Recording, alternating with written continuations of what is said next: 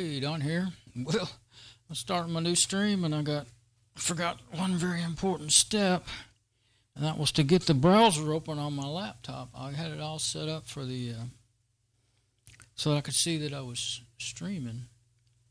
Now I see my face. Now let me get the sound. Make sure the sound's working over there. So I can see that I was streaming. Okay. Now, so we're working. All right. So I just got through kind of messing around with my Acer laptop that I had set up my Fedora 29 server. I think I've confirmed that the battery is in bad enough shape that's why it's not starting up. It'll sometimes when the power goes out, it used to run for 2 hours, and usually the power would come back on before it would everything would be fine. But lately, it's when the power will go off. Even actually, if the power goes off for just like a minute, it just shuts down. I think and sometimes it'll boot up, sometimes it won't. And so I finally remembered that I actually have made. I usually just run it in the terminal window, and as a server, but I do have Mate Desktop on it, and I finally remembered. Oh, I can get in there and look at the battery app, and it said it was at 51% or something like that at 9.7 volts, and the battery itself says its regular voltage is 10 point something, and so I figure it's just bad enough that's why it'll work sometimes and not others. I don't want to go. I can get one for $20, but an aftermarket battery, but. Don't know how, it might not be that. There's only one. I've only seen 2 places to get them at a reasonable price, Amazon and Walmart, and I think it's the same supplier. Not just under $20 with free shipping. But I didn't want to do that and then find out there was actually something wrong with, the components on the motherboard or something, that it's really just not worth messing, not worth a new battery. So I think it is, but I've been running my red black Valstar. I showed that in the other video. That machine, just for show what I'm talking about.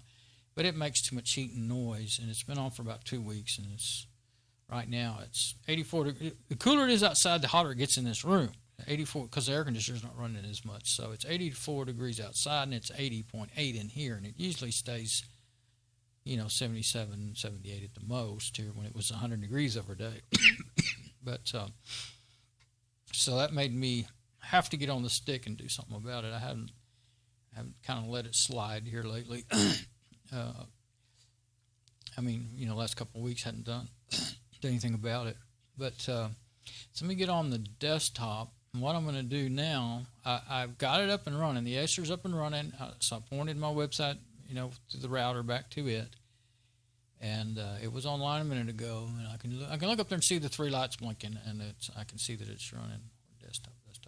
Get on the desktop, and let me check my backup video. Okay. Now I don't want to run too many things, so I'll shut that down. Let's see. Remote desktop viewer, KRFB. Okay, this is a remote desktop viewer I want. I'm going to log into the Dell laptop.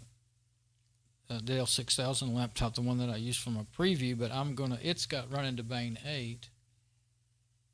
Let's see, I've been in there earlier today, so.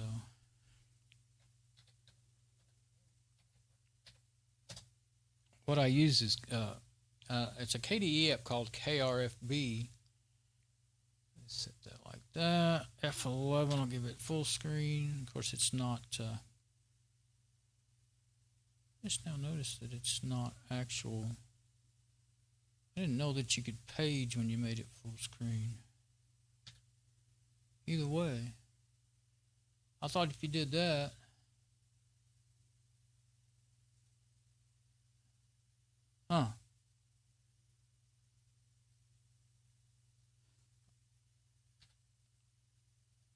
that's weird.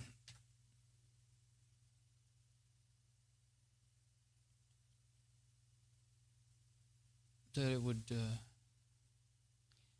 well, I guess it's okay, but if it's not the browser, is it? Oh, that's the browser doing me that way. Okay, well, yeah, that's my preview of my preview that I use on the laptop all the time. Okay, so to check and see if my stream's online. And since I'm going to be installing stuff, I'm going to close the browser. That's going to work it too hard. And this is the little app, KDE desktop sharing KRFB that I use. And it gives you it changes the password every time you turn it on and off. I don't leave it running all the time. I just start it up when I want to use it, and it automatically starts up a VNC server and everything. And then I click that. You click that box to get it to share. Then you click that box to do unattended access, so that you don't have to get over there and say OK when you try to log in. And then there you put in whatever password you want. So what I'm going to do, let's see. Yes, I didn't write anything down, but I've already looked this over and seen what I wanted to do. I can just go into Synaptic, the package manager, and let's see what that password is. Oh, I better go look at it. I can't remember.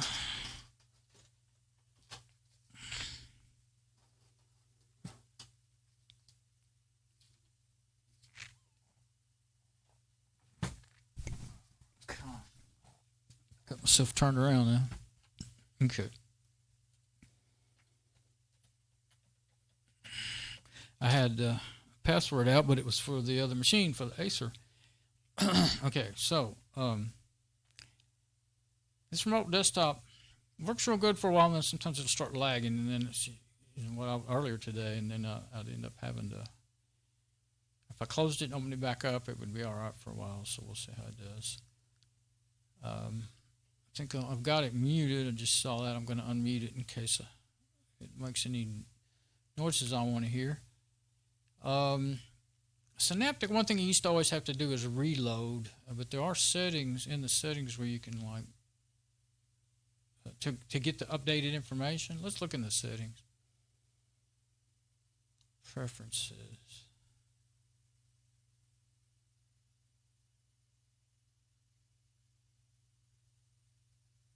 Reloading outdated package information. Always ask. Apply changes in the terminal window. Ask to quit after changes have been successfully.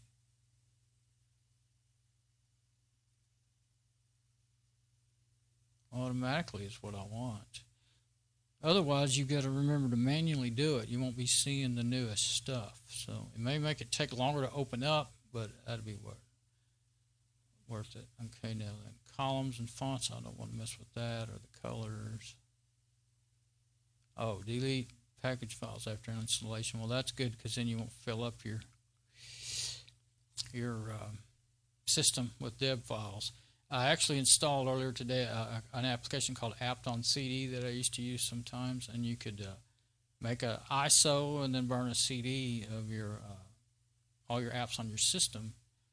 And I've done it before, and it's been years, but it was just, you just had to go find them, and I couldn't find any anywhere. So I looked in all the cache and, everywhere else I could think of, and I couldn't find any. So that's probably why they were right there. So I imagine that's the default now. Yum for Fedora. It used to. Well, I used to install some. There was one called Local Mirror I used to install, and I filled up my hard drive with it, so I had to, turn it off. Always prefer the highest version. Okay, that's what we want. Now I'm going to hit reload just to make sure. Didn't take too long earlier today. And I installed that app on CD, updated the machine, and then restarted it earlier today. So you can do that if you want to see what's going on. I didn't think it would take very long. But so what I want to install is Apache Web Server.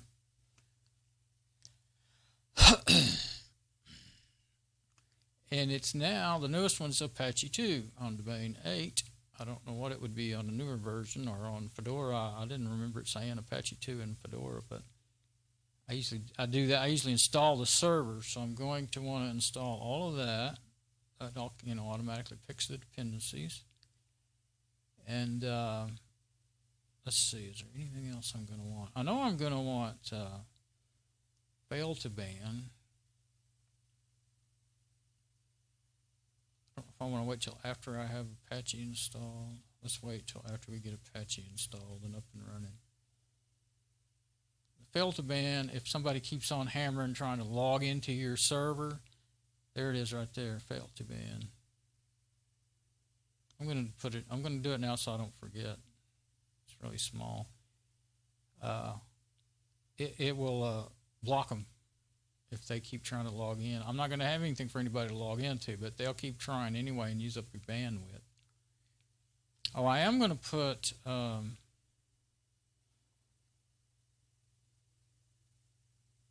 FTP. I need FTP so I can copy my file, my website back over here to the. I don't need it because I could just get on, from this machine I can go to my. Well, I turned off the red black Battlestar, didn't I?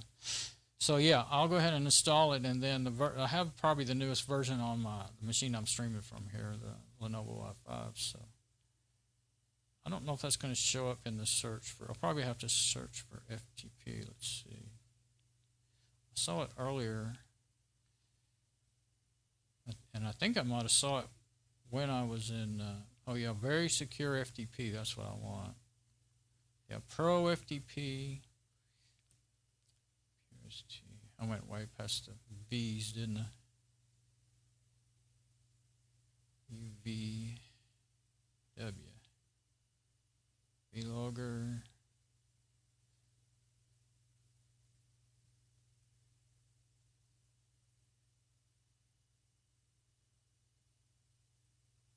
I think I have used this other one that I just saw, Pure FTP. It's all right, I think. Yeah, it's very secure FTP that I like. That's the one I always install. There's Pure FTP. Oh, that's what I saw. This Pure FTP, and the Pro FTP. But the one I like, let's see. Pro FTP Basic. I was reading about these earlier. They're probably the one just fine. But what I want is very secure FTP. But let's see. I don't know if that's how it is or what. I think I will finish installing Apache first. Yeah, I don't. Probably you have to spread it out. It probably has dashes in between it or something. I'm just going to hit apply to what it is I'm doing right now. And I want to make sure nothing's broken, and fail to ban shouldn't cause me any trouble. It works, it's for Apache. The FTP outfits, now while that's installing, I'll give a little check on my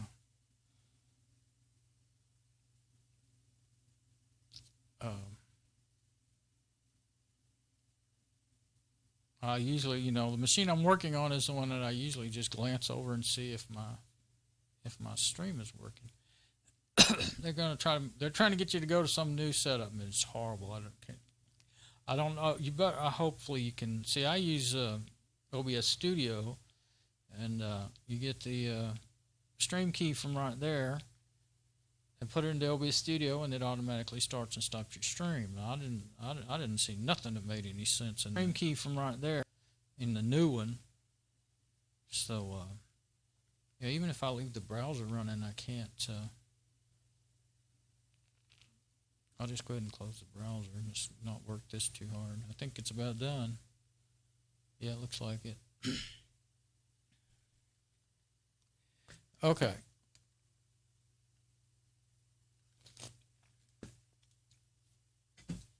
Now,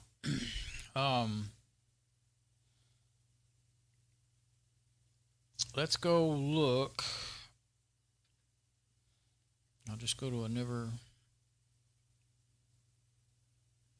Yeah, it's not acting. It's not responding good all of a sudden. So it's taking its time. So it usually doesn't do anything but get worse. But what I've been doing is I just close the connection. And it's a shame because the KRFB, it's okay, but it does that. I always use one called Vino. And now, since, that was in Genome 2, and you could just go up here to System and do your start and stop and all that stuff in there. It's not in Mate. I don't know what it is in other desktops. KDE, it's KRFB. It's easy to use, but it doesn't, it gets overwhelmed. It can't handle just a normal.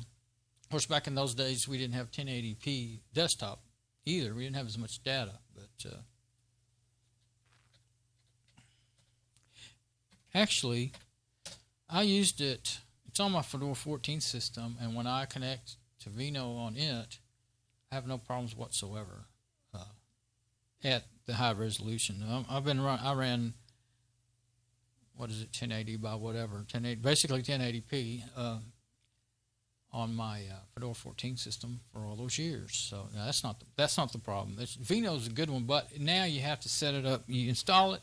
You can install it in the GUI, but you have to set it up manually. Go edit, run commands or edit files or do something. I tried quite a few times on and off for a couple of years, and finally quit trying. And once I found something that was graphic that I could just click and go. But I even tried that stupid, what is that one? It's a proprietary one that's free to use, but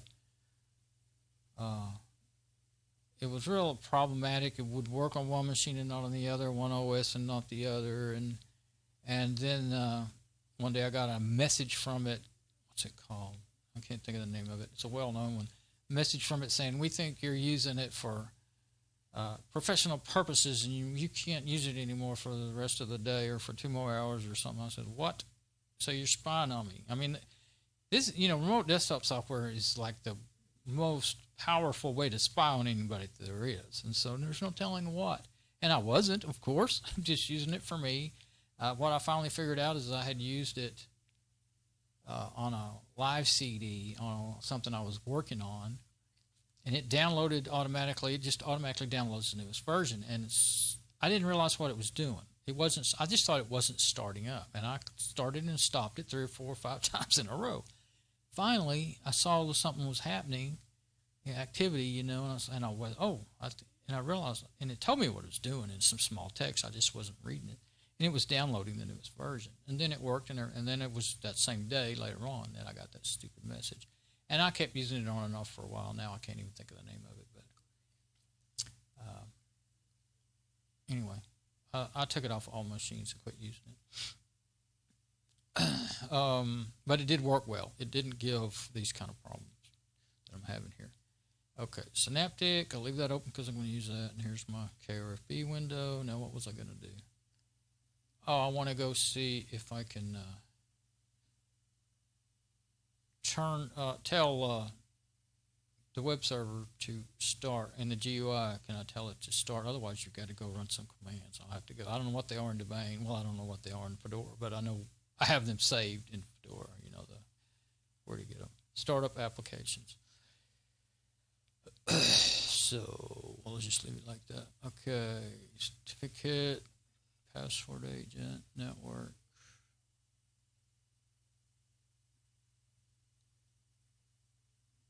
Screensaver. I've got to where I just turn off the screensaver and locker. I don't know. Let's just leave it alone. It hasn't been giving me any trouble. I evidently have it set the way I want it. SSH agent, volume control. Okay, so see, I have to add something. Let's see if I can do that. Add.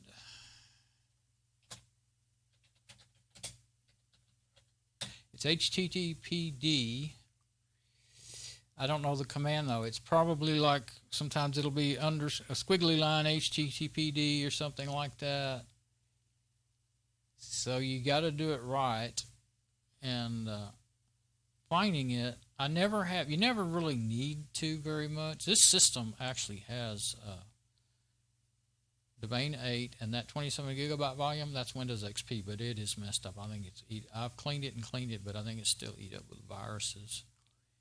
and it won't even run anymore. I'm going to reformat the whole system and just get rid of that.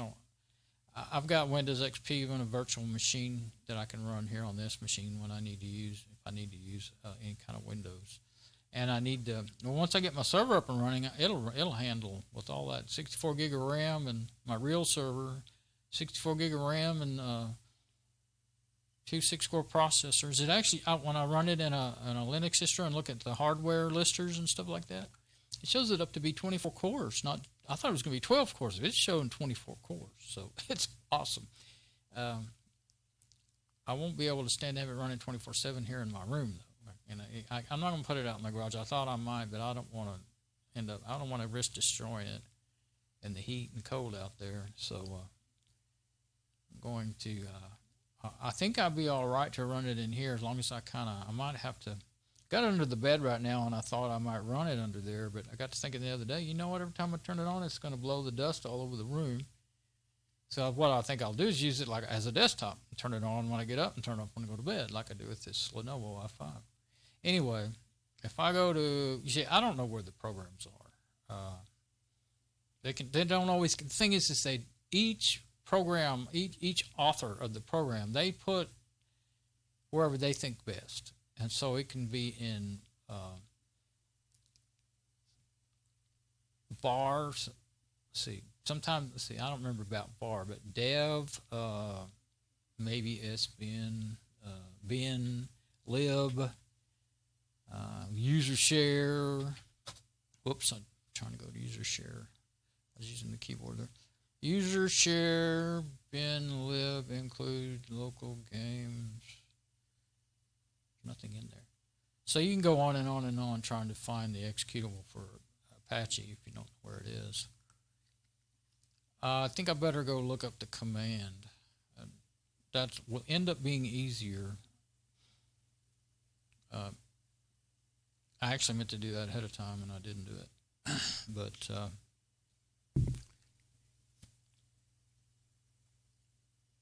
let's see.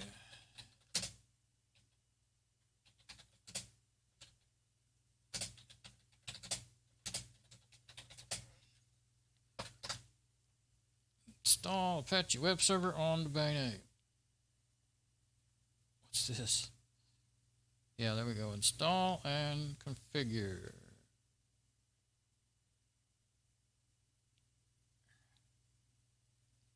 Edit the values needed. Need to look one more time in my GUI here. I didn't look at every little section. Apt on CD is that one I was talking about. Man, I couldn't find any of the deb files. It was only looking for deb files, and I couldn't find any. Referred applications. Startup. Media. Now let's go to Control Center. Startup application, same thing. I know Apache ain't going to be in there. So yeah, I think I'm going to have to do it the old-fashioned way because I don't see any. It is easy. I mean, to do it in startup if you just know the. Whatever's the quickest way I find, that's what I'll do.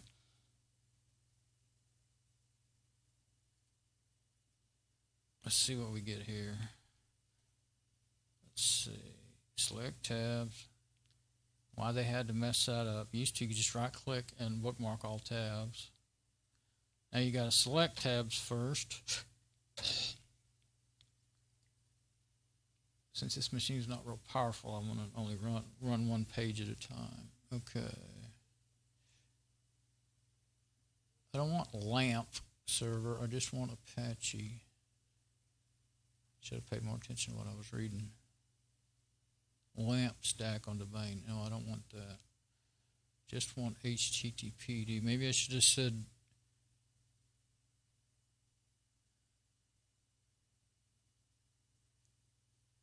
Apache 2. I've already done that. Let's read through it. It might give me the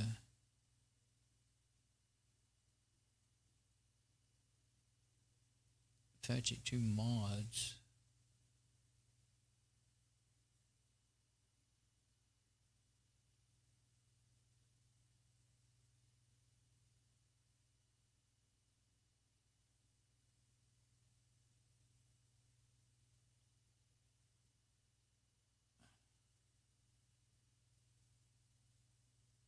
Yeah, that's getting into a whole.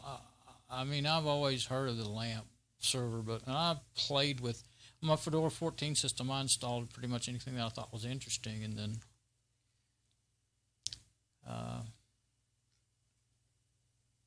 you know, maybe figured it out, maybe didn't. But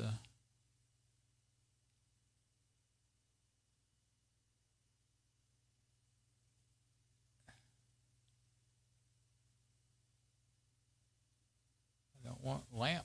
I don't want SQL. I have a SQL server on that. Well, actually, I've got it on the Azus Acer. I put it on there actually. I installed ZoneMinder, and you had to install MySQL. But I couldn't. I didn't follow the instructions right, and I didn't get it running. I had MySQL up and running, and I set up a user and everything else, but I didn't get ZoneMinder to start. And then later I realized what I'd done wrong, but I never went back and tried to do it again. Oh no, it's acting up on me. But I can see it on the laptop itself, so I'm going to hurry up and put this in the bookmarks. If it's gonna, maybe it'll still work. I won't have to. All I need is to tell it to start up with the machine. It used to be so easy with Genome 2. I would have been able to go to System and either use preferences or administration, and there would be for everything you have installed on there, every server, everything, you would have a little GUI to turn it on and off with and everything. Well, there's a particular app you had to install, but I don't think those are available anymore. If they are, I can't find them. Open source, so and so. Okay. If instead you would install LAMP, no. Please see LAMP. Okay, so this looks like maybe the one I'm wanting. Okay. Before you begin, ensure that you have followed the getting started. For securing your server, and the host name is set. What is the host name on this machine? Let's look in here. I think, no, that won't tell me the host name, will it? Nope, this one won't do that. I might have to, this one may not have the one that I like. Well, maybe it does. System monitor. Let's see if this one does. Debian release 8.11, kernel 3.6, make memory 2 GB. Yeah, this is a 1.6 single core processor. I never did remember to mention that. That's another reason why I don't want it to be my server. I like to have I like the 2+ gigahertz processors, dual cores, or for a server. They're just right. They don't use too much resource, electricity and everything, and other than if a desktop usually makes too much noise and heat. Okay, well that's didn't say the host name. Okay, well let's just look at the host name setting instructions. It may tell me. I guess I'm going to have to go ahead and disconnect and reconnect again.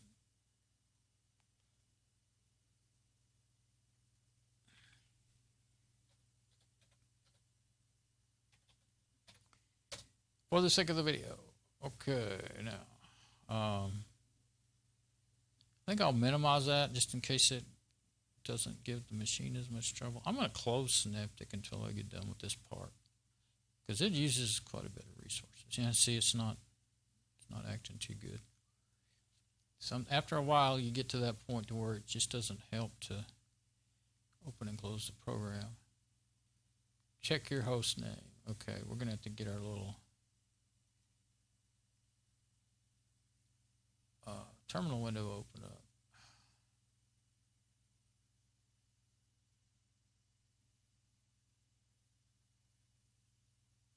Yeah, let's use console. I like console. Okay. Guess I'll leave it there. Let's see.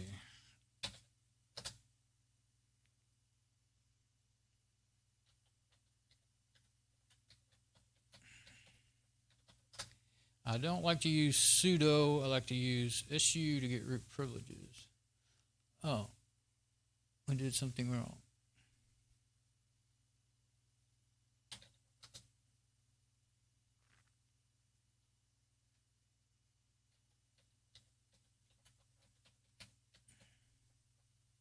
Probably got, yeah, I did. I think I got extra happy with and typed so the password I was reading, I typed something out of my memory, which is usually always wrong. Okay, it is Dell 6000, of course. Okay, I knew that. Okay, that's fine. That's all I need. It's just a good. I wonder if it'd be better to.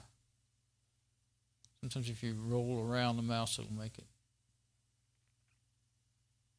I've tried making it, you know, like don't try to do full screen everything. It didn't make any difference. It didn't make it work any better. Let's just close that extra tab in the browser. That might help. Move this to another. Move it to the next one over. Maybe it'll do better doing that. Now the next thing it says to do is hostname F. First name show you your short host name. The second show you your full qualified domain name. Now what I use is domain forwarding because I don't have a static IP address. I have a. It's not going to have one. It's not going to show one, but we'll run the command anyway. Because I don't have a static IP from my ISP. It's Dell 6000. So I don't have a real domain name. I have a real domain name, but I can't just point it straight to my IP because it's dynamic. It changes. So what I have to do is use URL forwarding service. I use the frayed.org thing and point it to whatever my IP is. Yeah, that's what I was afraid of. I noticed a while ago when I switch.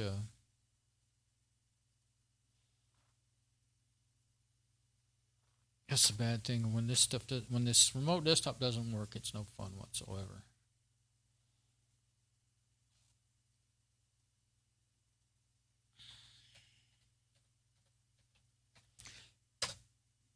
I didn't want to have to point a camera at the. I'll leave it like that and see if it does any better. I don't think it'll make any difference, but first command. Oh, it's. Oh, I don't have it. Do I have it full screen? There's full screen. That's bigger and we can all see it better. I don't think I get to. Yeah, see, it was acting up and I had forgotten to make it full screen, so I might as well make it full screen.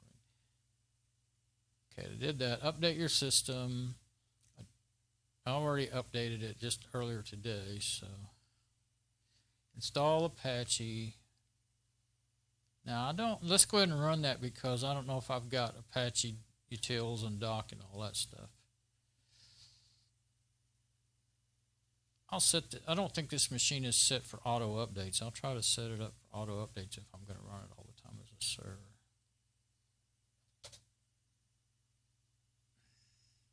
Do you want to continue? What does it say? It's already the newest version. It's already the newest version. Set to manually install. The following packages are automatically installed and are no longer required. BLT, so-and-so, so-and-so, so-and-so. Use it to remove them. Following new package will be installed. Apt-get doc. Upgrade. 1 newly installed, 0 removed, 0 not upgraded. Need to get. It's kind of weird. Apache 2 utils is set to manually install. I wonder if I should say no to all that and leave it as it is. Usually Synaptic does a better job. It knows what to do, you know.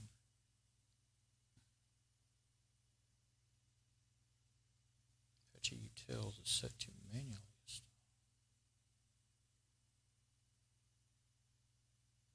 So the following packages were automatically installed and are no longer required. Oh, BLT, Python TK, so and so on. Use apt-get remove to remove them. Following new packages will be installed. Okay, well, let me go ahead and say yes to that then. I think it'll be all right. I'm not going to worry about those other packages. They won't hurt anything, I don't believe. I used to just, in any distro, well, the two main ones I ever use, especially for servers, is Debian and well, Debian and Fedora. But there is one. The first server distro I used for years, I set it up and just set it and forget it for years. It was called NSA Linux. It was an RPM based distro just for being a server, and I ran it on that Dell 450 megahertz machine for years and years. An old desktop machine, the kind that you'd set your monitor on the top of, and not the tower kind. Anyway, configure the multi-processing mode. Various multi-processing modules to handle connections. The default RPM is event mode, although pre-fork mode is still recommended if you're using standard PHP. I'm not using PHP at all. Pre-fork mode.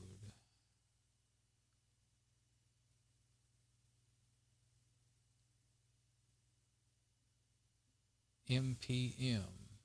Okay.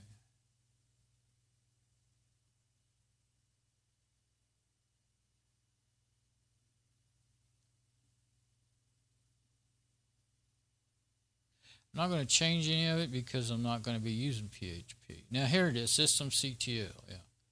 Okay, the Debian 8 event module is enabled by default. This will need to be disabled and pre-fork mode enabled. Okay, I don't want to do that either. Restart Apache. Okay. Event module.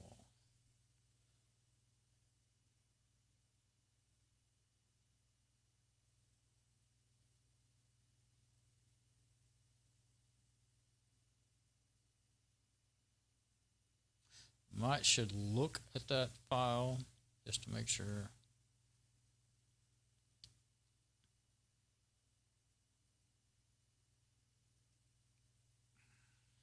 I'll just open it up like they're saying. Thought it would open it up there and there. Oh, permission denied.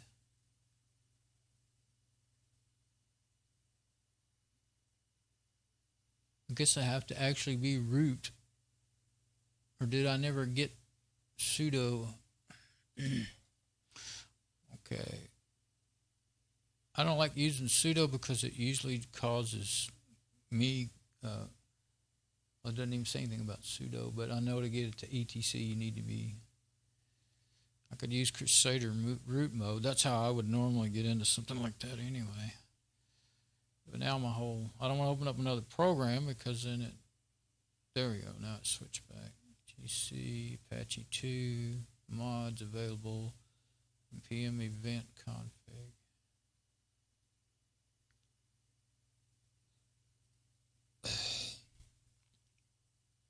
Yeah, it's not moving. It's moving fine on the actual machine, but the remote desktop's not. All I really figure I really need to do is just tell it to turn on. Start it up and tell it to, always run when booting. That's all I want. Not all this extra crap. It should be just fine. All I have is HTML5 pages. Okay, we can see that we're not going to be getting any good remote desktop action. It didn't do this bad earlier today. I guess because I'm streaming an extra camera now and all that, doing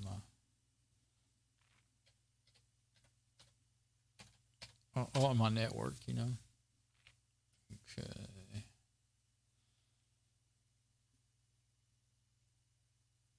Well, we'll worry about that in a minute. I can always go back and look at it. Okay, restart Apache. Configure Apache for virtual hosting.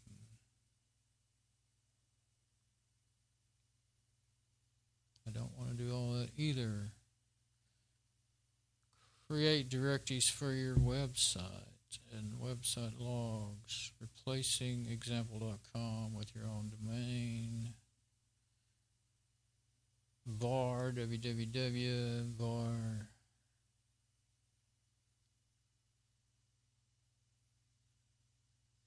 restart Apache. Oh, come on. I'm going to see if Apache's running by running that restart. See if it's even running. It's probably not running right now. Oops. Got off of my... That's why I like to make things full screen when I'm doing remote desktop, so I won't get off my where I'm at. Get back on the other machine. Okay. It restarted it, so I don't know. I'm not sure if it was already running or if it just ended up starting it up and not telling me that it was you know.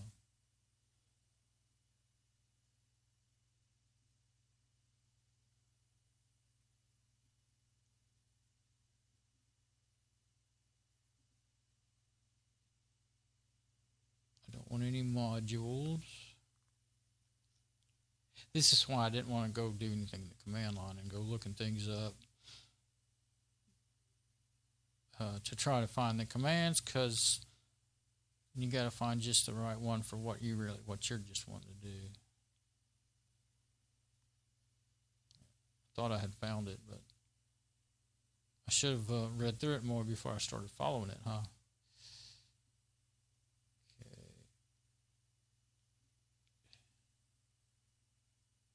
Apache configuration. Let's see if that'll tell me the basic stuff. Maybe I should be going to the Apache website instead of these.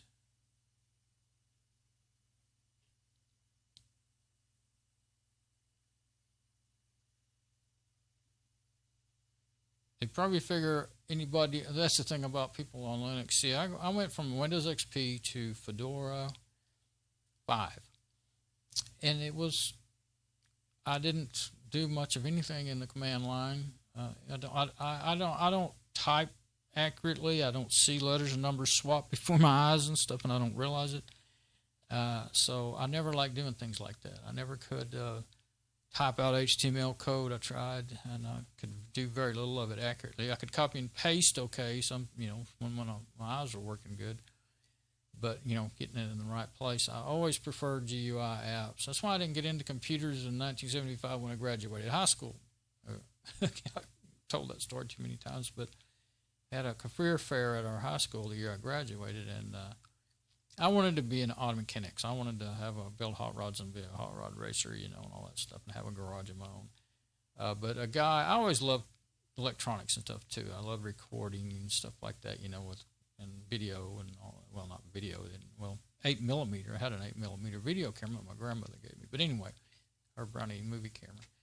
But anyway, there was a guy there with a PC, one of the early PCs, and nobody was talking to him, and everybody was talking to the other companies and stuff.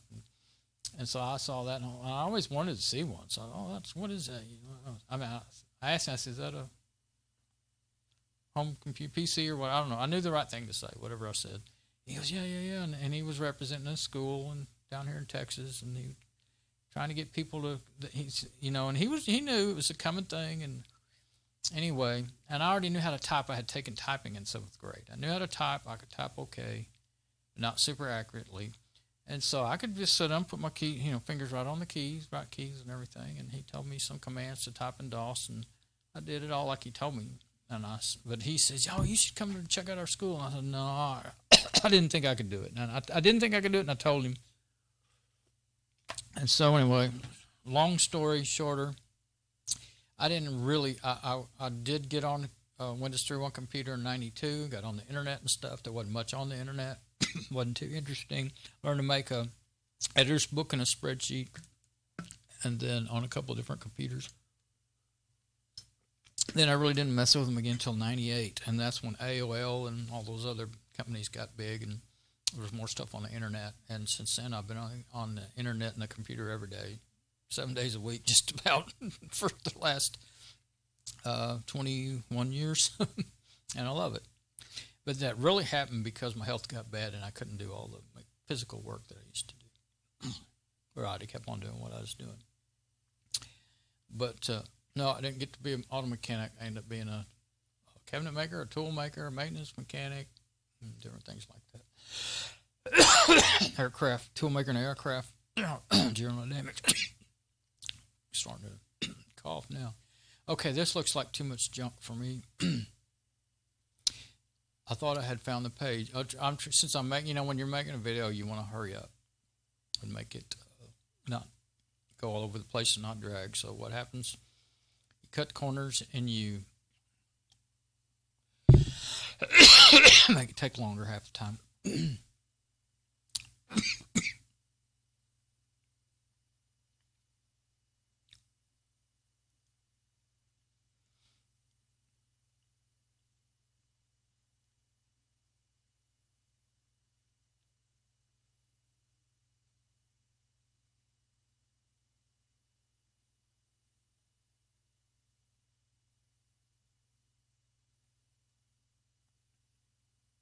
Restart. Just stop it.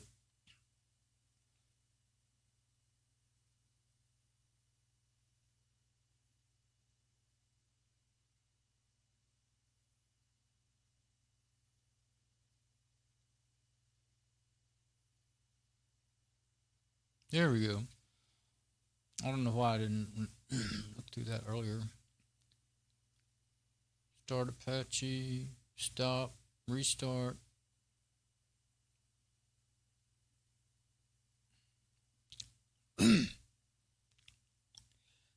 There's a command, a systemctl command.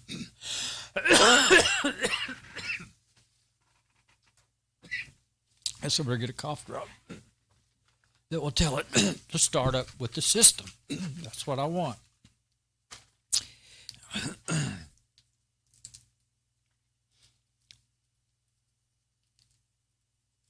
I think if I go to that page, maybe it will have it.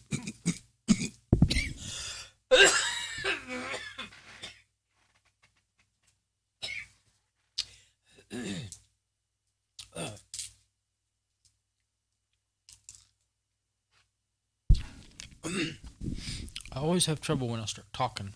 I don't talk much otherwise when I'm not making videos.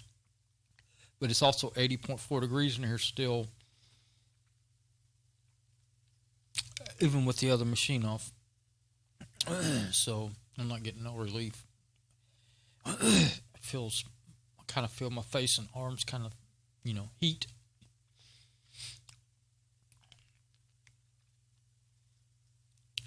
So I got a cough drop. Hopefully that'll help.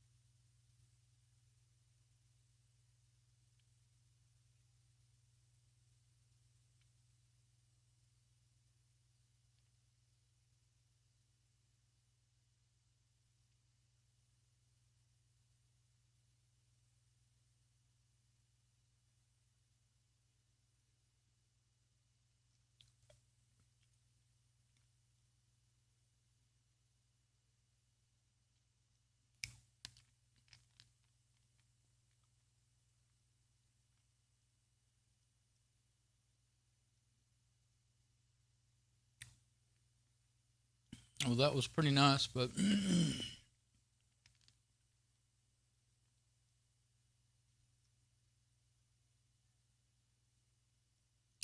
all the different ways you can do it, but I already did that one command that made it.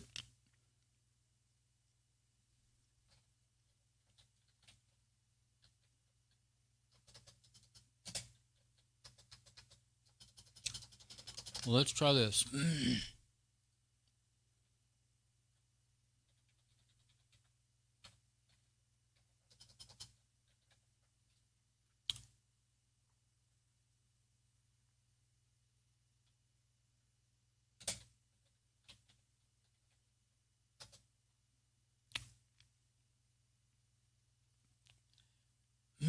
kind of a long search.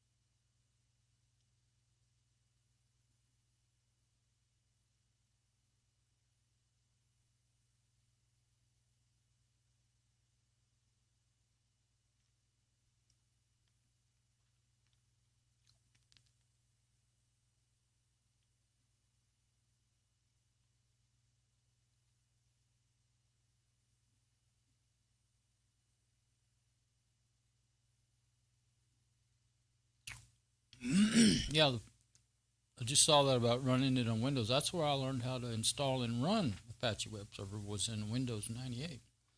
But I was on dial-up back in those days. I couldn't use it.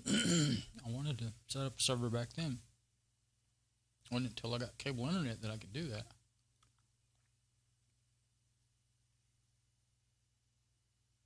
There.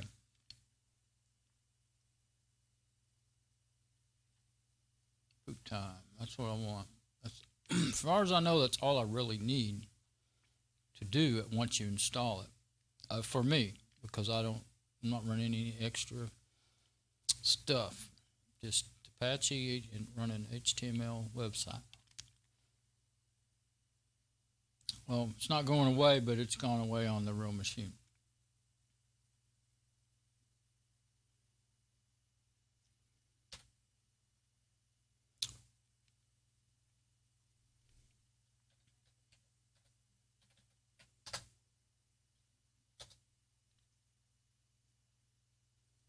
I don't know what I thought I was doing. I thought I was typing a password.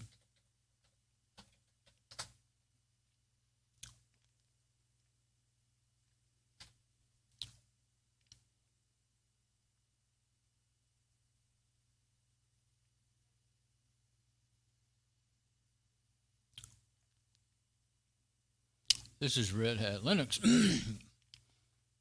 Great. It won't be the same command probably for Debian.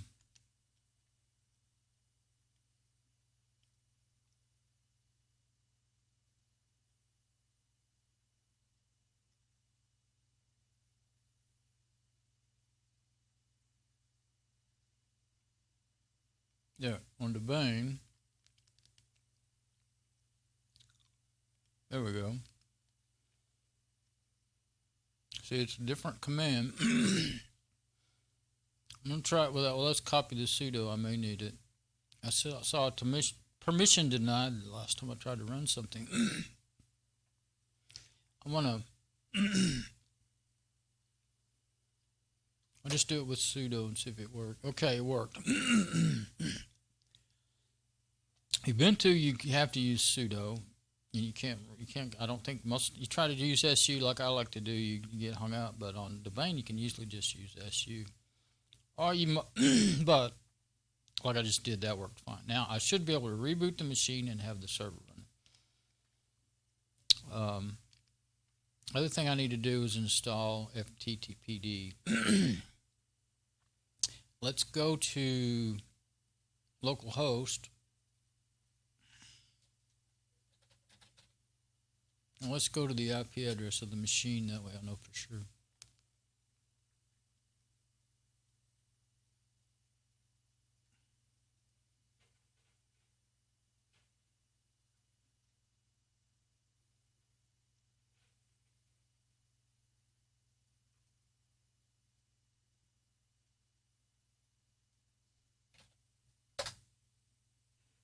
It should be like show that Apache's up and running, but you need to build your website.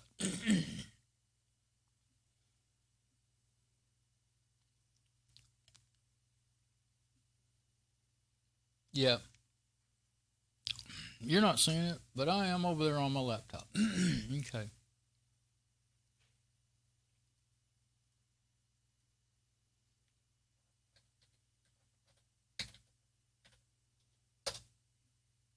There you go. So it's up and running. But now, is it going to be running after I reboot? We'll see. First, I want to install Very Secure FTPD. Doesn't seem to make any difference whether that's up or down, and it confuses me to have it.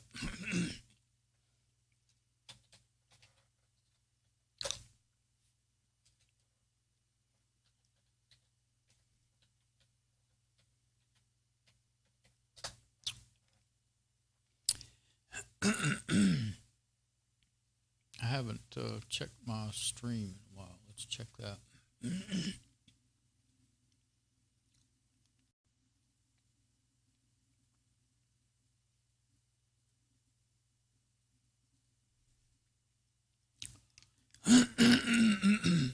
I wonder how long they're going to put that junk up there until they force you to use it, I guess. I'm going to have to learn it, I guess.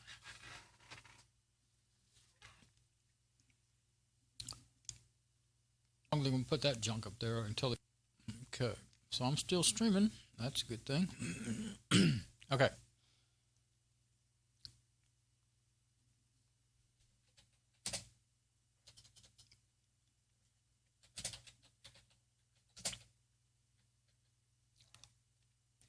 Secure FTP. There we go. Very Secure FTP.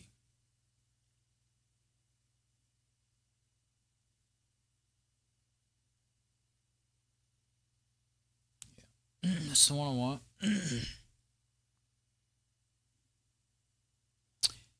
Doesn't have anything else but dialogue. And what's debug? Yeah, we don't need the debug. That's all we need. Install that. It's all of 424 kilobytes. That's all it installs is 2 apps. I don't know if I have to tell it to start up. I don't know if I'm going to have to run a command to make it start up or not. Guess I don't really remember one way or the other.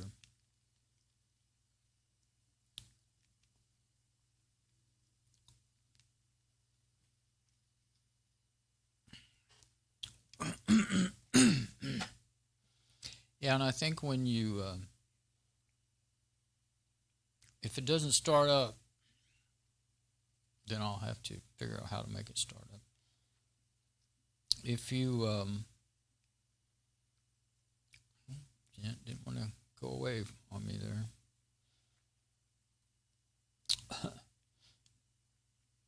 If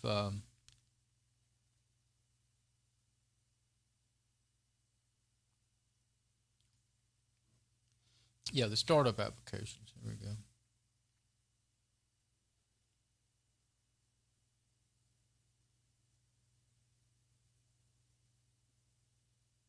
Yeah, I don't think the HTTPD will show up in there unless it does after a reboot. The HTTPD is the process that Apache runs.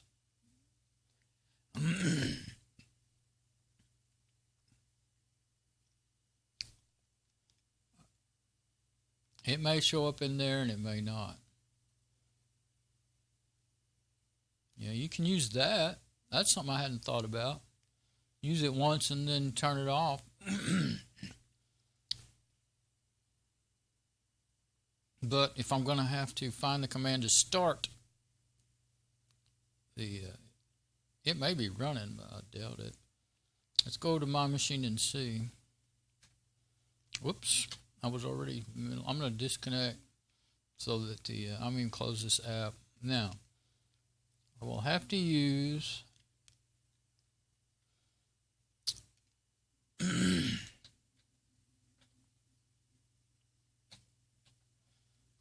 got ahead of myself.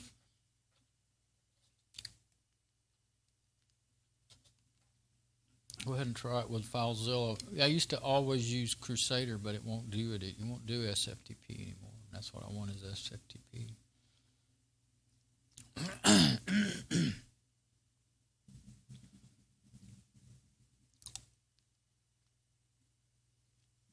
What was it, 184?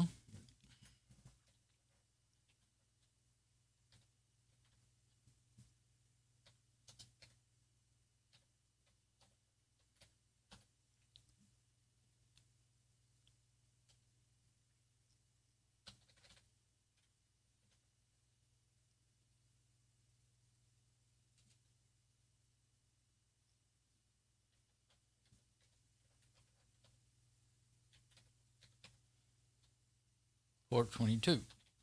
That's what I want to be able to do. Could not connect to server, so it's not running. Let's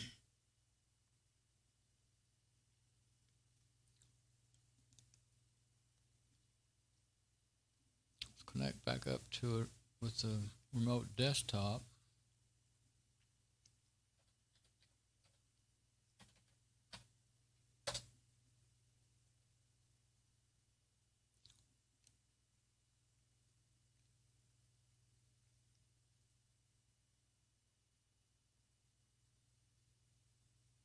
Oh, let's just use the browser to search again.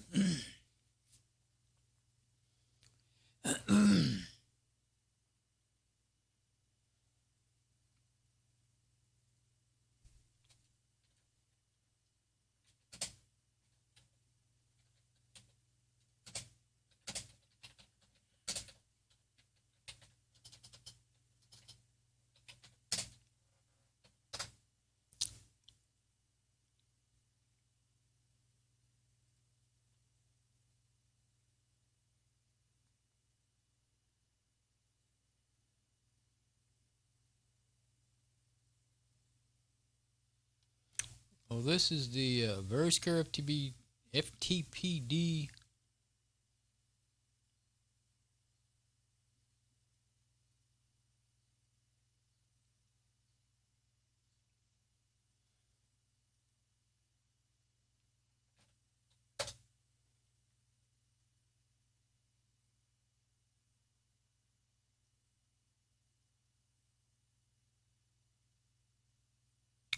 Go ahead and try their wiki and see.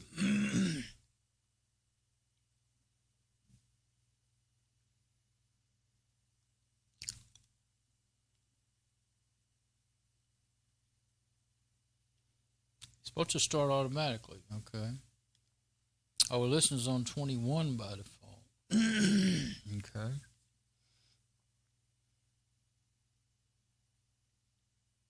I might have installed the one that's the hardest to use.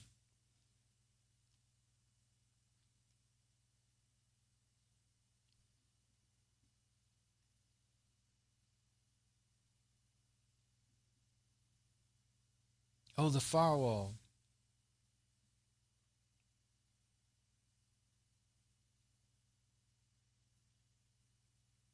Got to open up the port.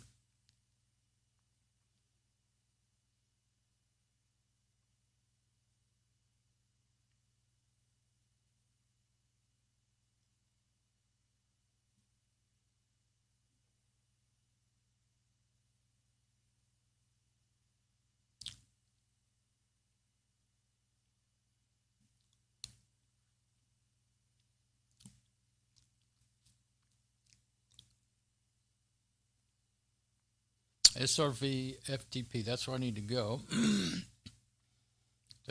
Where the files would be. Well, that's not where, I mean, that's where you'd be going if you anonymously went to it. But it's not enabled by default. But I'm not going to set up an FTP server.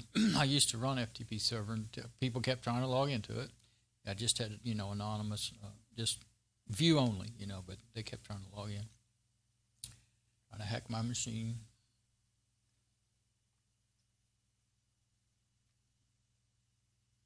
And there used to be a great GUI app, there is on Fedora 14 to turn all this stuff on and off in a GUI.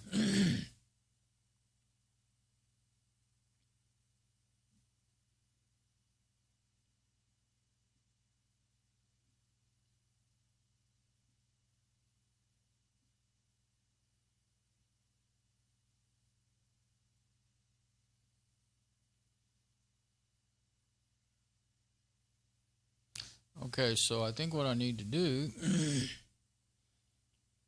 is disconnect it because I know it gives trouble.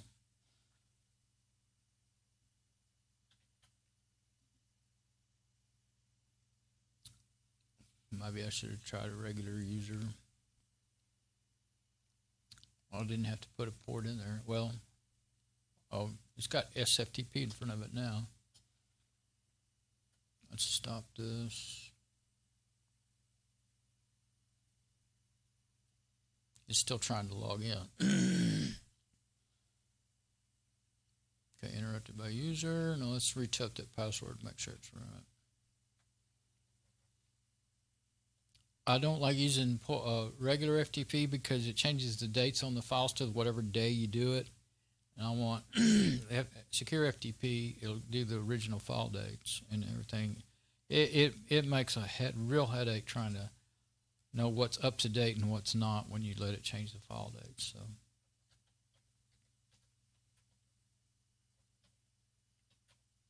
So I might just be this app that I'm having trouble with too. Okay. Does not support FTP over TLS. If you continue, your password and files will be set in the clear over the internet. Well, this is not over the internet. It is over my local network. Always allow. Let's see if it'll connect. I don't know if it'll let you log into root or not. I need to be able to do that to do what I was going to do. So it couldn't do it. Well, just to make sure that the server's there.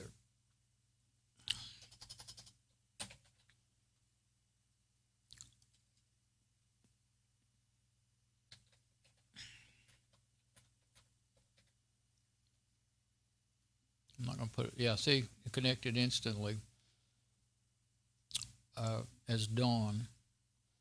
So I can do regular FTP. But I won't be able to go to, I might be able to go to, what was it, bar or SRV? Yeah, SRV FTP. Website may be in bar. Or www, yeah, HTML. That's where I'm going to be putting my website. But I can't copy anything to there. It's trying to rename the DOM. You got to watch out with this app. I hate this app. It's the only one that'll work anymore, and can't get it to get out of there. It wants to rename. If it could, it would. This is really ridiculous. There.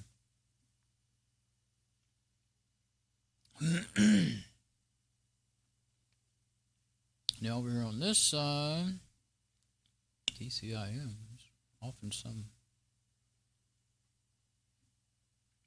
Go to home. And one thing that, see this one, almost every app on this system you need to double click. But well, in one place you double click, another place you don't. Up here, I think you single click, down here you double click. It just drives me insane. I think my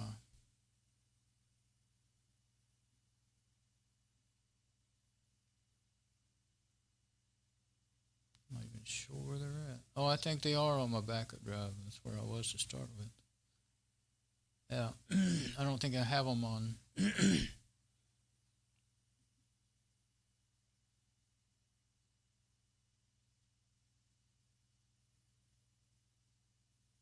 User.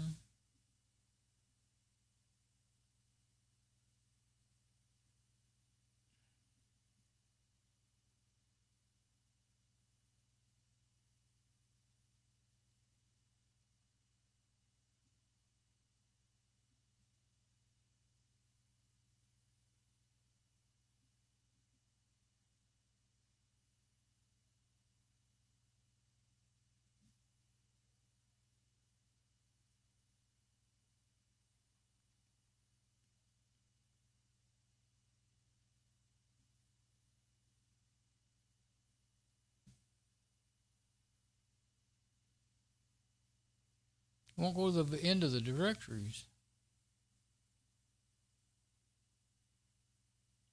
It keeps on stopping on me. I don't see user share. Is that what I'm looking for? No, I'm not looking for user share. I've completely forgot what it is I'm looking for.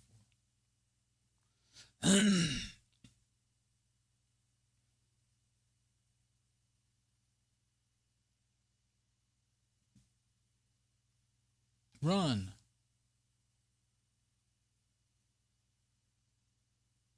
It's in run.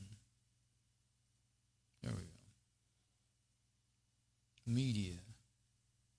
When you have anything mounted, it'll be in run media. It won't work. It's not working right down here in this window. I'm using my mouse wheel to go through.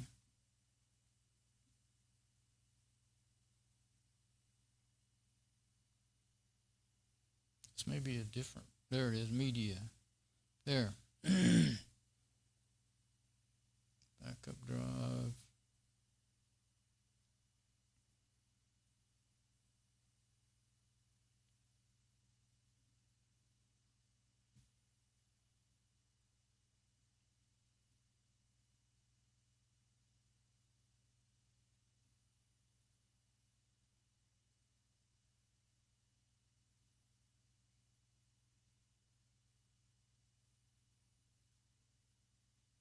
I can't remember what folder I have my website backups in. The name of it is.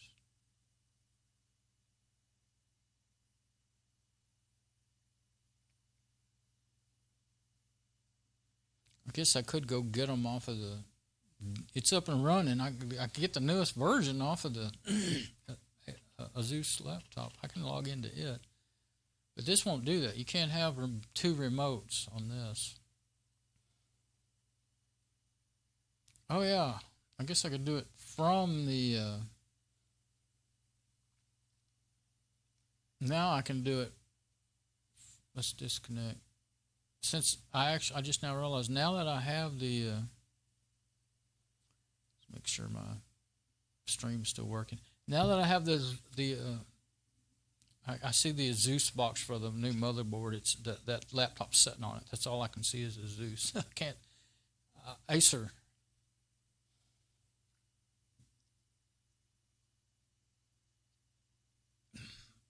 So yeah, I can log into it, I think, and copy the website from it since it's up and running. I wasn't planning on having it up and running while I was doing this. So yeah, I can. Okay, so let's do it that way. I get over here on the.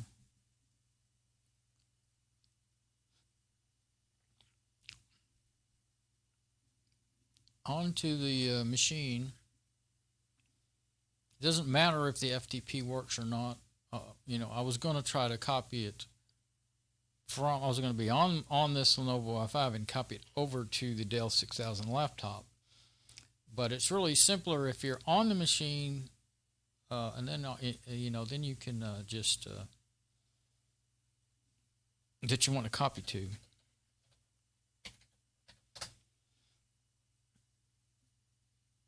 So definitely keep those instructions there. But yeah, the server is, that's what I was thinking. It's up and running, the FTP server. I don't really want it running all the time anyway. If it doesn't run on startup, that's fine.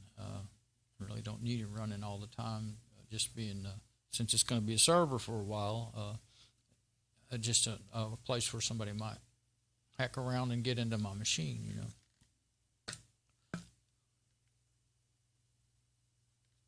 I guess if I opened up port 22, I might have been able to do it. But I won't even open up port 22. I'm just going to see what will I have to use. That's the thing is, I don't know if I have anything to do FTP connections on this machine, though. Think about that. Crusader. I wonder if it'll do it in Debian. I'm going to try it and see. It won't do it in Fedora anymore, and that's the one I always used. See what else I got in here. I will have to install something, looks like. guess I could go over there to that machine and try to log into the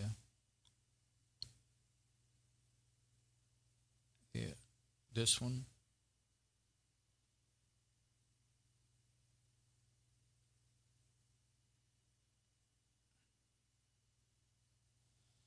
Doesn't look like I've really got anything that can do FTP, and I can't do it in the terminal.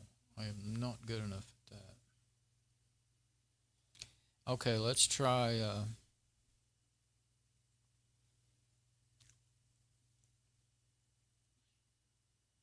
Crusader one time, but I don't think it'll do it. But first, you have to be in Crusader moot mode, so you can write to the root on directories.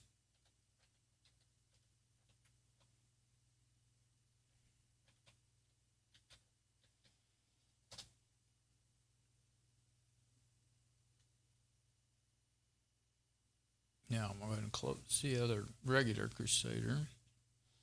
So I will need to go. I can navigate this so much better.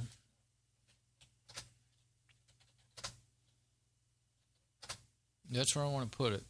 That's where that, beginning page is. Now,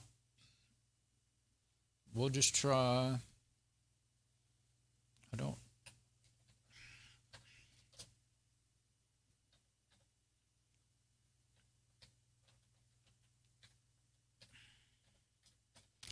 don't know the IP address of the server.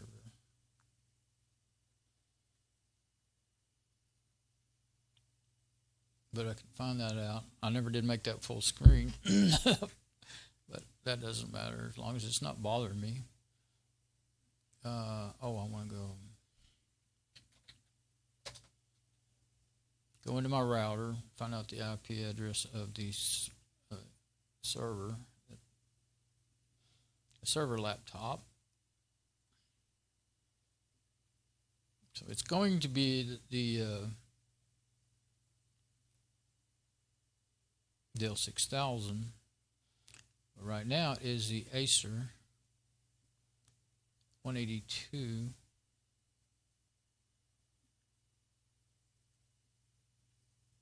Okay. Just do this. There we go. Now I don't SFTP .. // Let's see if it's going to try to do that. Oh. It's it's working. It's working in Debian, but not in Fedora. Okay. I'll have to be root in order for it to work.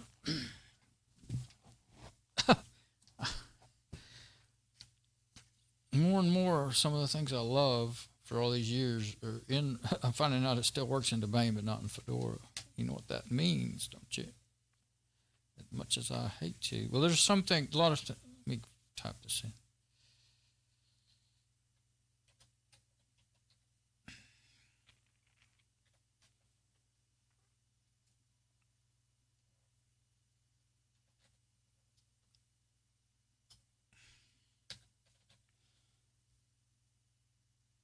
Yes, you weren't supposed to see any of that.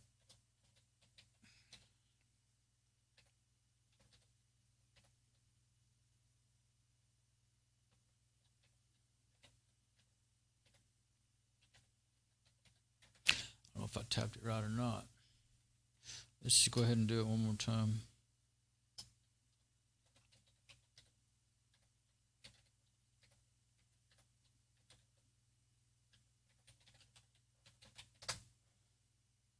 See if I got it. Yeah. Okay. So I don't want to be on root. I want to be in Fedora. It's in the same place. Used to, Debian had it in a different place, but not anymore. Used to, Debian had the web servers in a different place.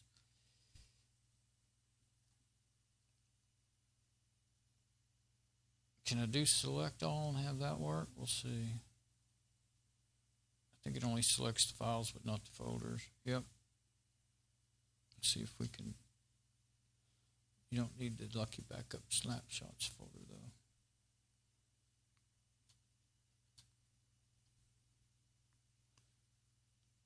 And I know that it's only about 2 gigabytes, and I have there.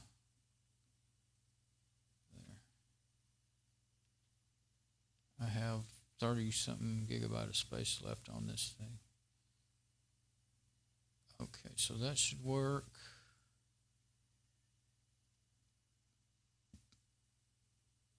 So see, since I got Crusader root mode, which gives me root privileges in Crusader. So I can write to that directory, the one I needed to, and I guess the reason that it's working in Debian is not so much because it's Debian, because it's an older operating system. It's Debian 8. It says it's 1.3 gigabyte.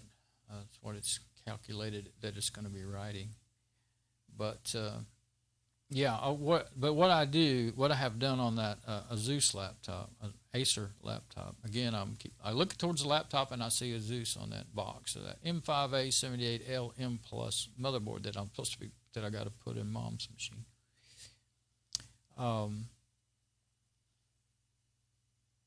So I did go ahead and install. I think it probably is very secure FTPD, but I installed that and it's running all the time and everything. But I don't open up anything but port 80 on the router. So from the internet you can't get to port 22, port 21.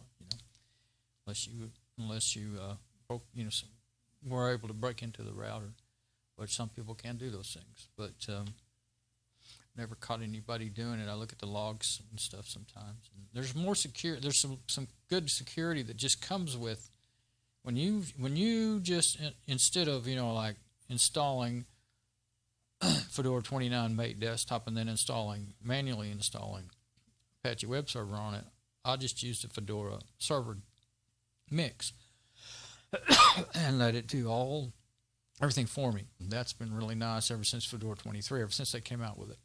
And that's the one I like to use. But I've installed Apache Web Server on and off, over the years many times, and it's not too hard when you can remember the steps. And like I said, but back when I used to do it manually, like I'm doing today, whether in Fedora or Debian, I had Genome 2 with all the nice GUI apps to turn everything on and off, and tell it to start up and all that. There is a GUI up here in Mate, but it doesn't find everything. And the one that was in Genome 2, it shows every process, every application, things you don't need to put it. It's there, and you could do it if you could try to put it in the startup if you wanted. It took a lot of learning to get through everything over the years, not to mess with, But now, it's just the basic stuff that was installed with the systems, all that really shows up in there. And you can do a custom command, but you got to be able to remember. I couldn't remember. I don't. Sometimes you can just type. I decided I'd unselect those so I couldn't accidentally delete them. Sometimes you can just type the name of the app, like for Apache, it's HTTPD, and the process that you want to run, and it might work, but I didn't want to take a chance. So I finally found the command. It should be fine. What I'm going to do is copy the website over, see that it's working, and then reboot the machine. And if it's still there, then I'm successful. And as far as the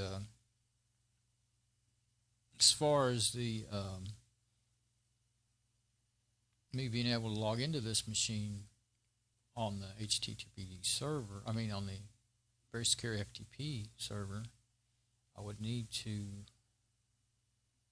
get into the firewall. Usually it's in right here.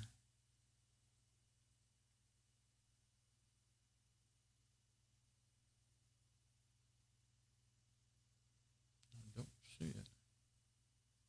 Let's go here and see if we see it.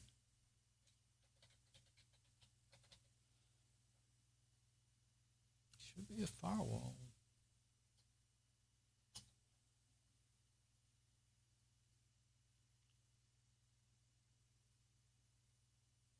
Let's look through everything. Surely you don't have to set the firewall up from the...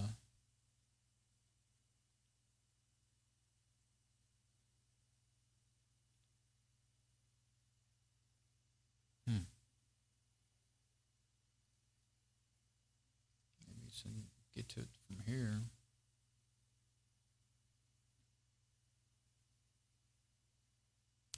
Wallet. Yeah, Debian has a root terminal. Used to, you could just open it up and you'd have a root terminal. You didn't have to type in anything. I don't know if it still does it or not. My gosh, I don't see anything to get you into the firewall. I know it has a firewall by default. I know it does.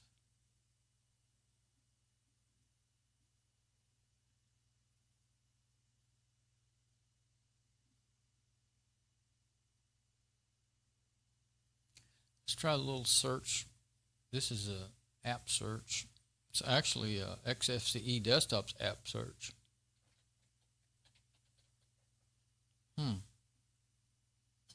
It may be going by, see, what's the name of the, can't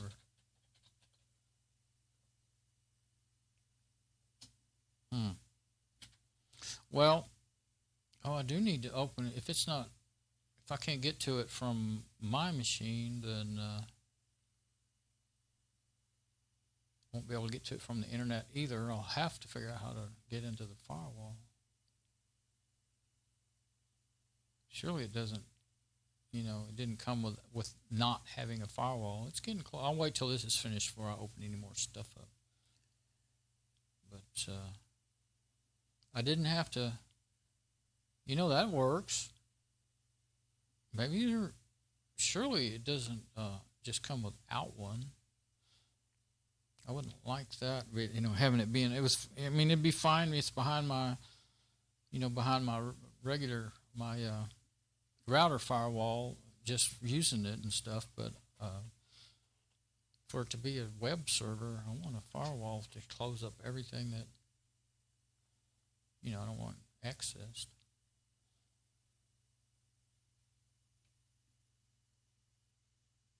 Let's see. I'm trying to think. I'm just not. Maybe I'm just, when I look through lists, I do terrible. I might be missing it over and over and over. Let's go real slow. 2 power managers in there, 2 screensavers. Startup application. It should be in the startup applications.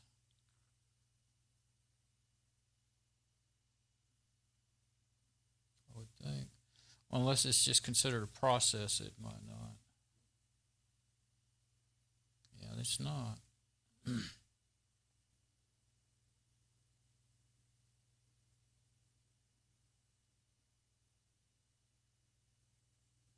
Windows wireless drivers. I must have NDI. I installed that. Oh yeah, the wireless is not working on this thing. I guess I installed it, but then I didn't. I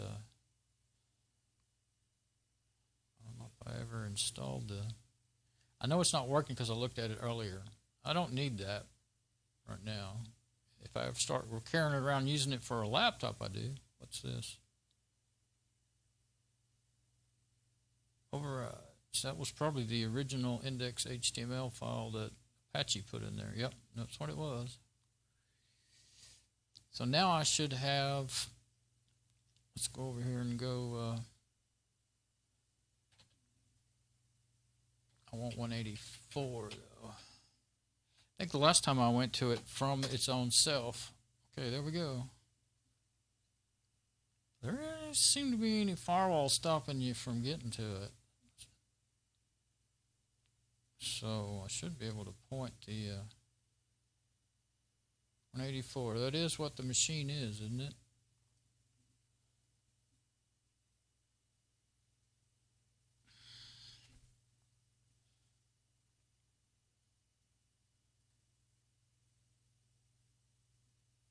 No, come on. Don't stop working on me now. Yeah, 184. There it is. I'm going to look over there at the laptop and see it. Okay, so Yeah, it only has the wired connection working, and I haven't messed with it. I guess I did a little bit. I didn't know I had installed NDIS. I saw that on a website today when I was not looking for that, but I found it on accident. But we're just going to close that, and I don't know. Maybe it does make it not. You know what? It was doing pretty well until I did full screen. So maybe if I don't do full screen, I'll be okay.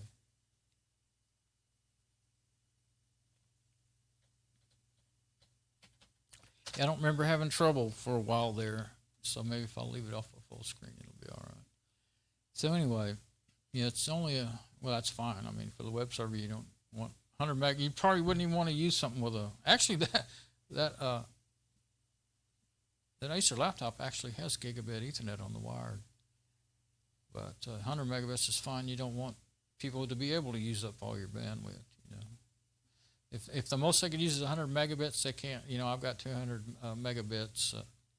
Well, I got 200 megabits down, but only not that much up. I can't remember. I think it went up to, was 10 or something, and I think it went up to 15 or something, or maybe 20. But okay, so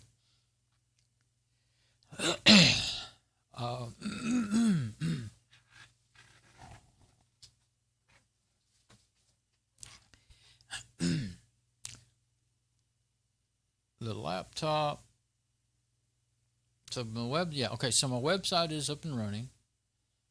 I didn't really look around it much, but let's reboot the machine and see. I want to know if it has a firewall before I forget. Let's see.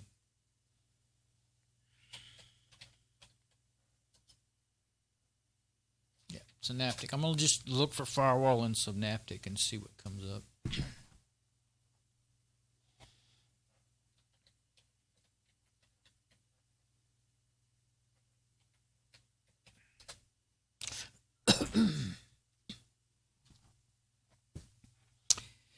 Now, I'm really surprised because I think all my old Debian distros had firewall, in it by default. Now,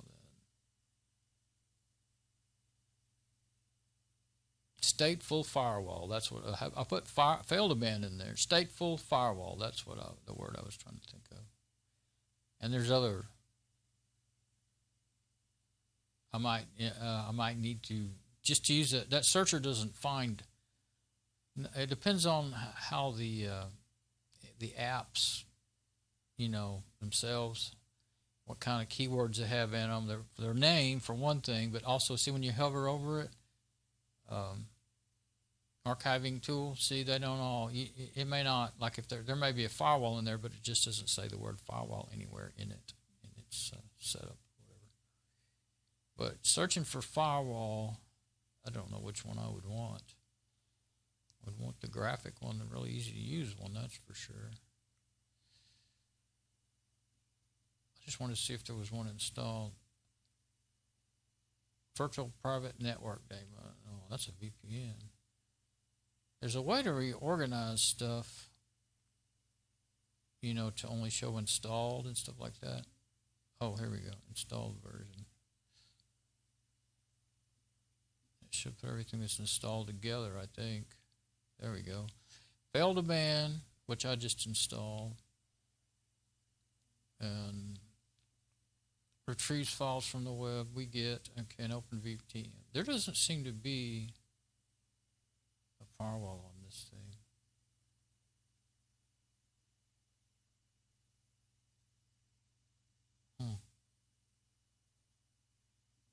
Might need to see. Well, first I just want to get it working, and then I may want to figure out what firewall I have to install that I can handle using. Fail to ban. You can change the settings and stuff like how many times person, how many times, but the defaults are pretty good, so I'll leave the defaults. You can change to how many failed login attempts before they get blocked and stuff like that. It'll block that IP. So eventually it'll stop them, It may change their IP if they're really tricky and really wanting to do it. But usually it's scripts doing that these days. Not you know, most of the time, and so you block those IP addresses, and you know, it'll kind of help. That helps a lot. Okay, so yeah, let's go ahead and reboot and make sure the web server's running. And once it gets rebooted, I'll log back into it. I'll have to go manually on the machine itself and turn on the I guess I wasn't going to grab the camera, but I guess I will. Doesn't take too long to reboot, but let's see. I'll grab the camera.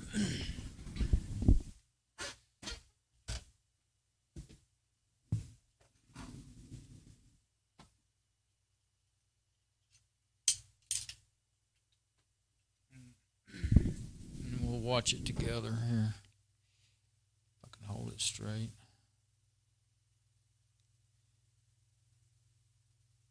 It's taking a while. A start job running for session 1 of user done.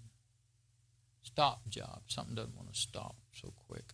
Usually doesn't take any time at all to shut down. It must be my new server, my new FTP, or my web server that I just installed. Main thing I want to know is that it's all, you know, that the web server is going to be up and running, and that my website's going to be there so that I can point to it. I don't think I can. Thing is, if I leave it there, see, this is a slide out tray. It's a keyboard tray really, but it's for this rack.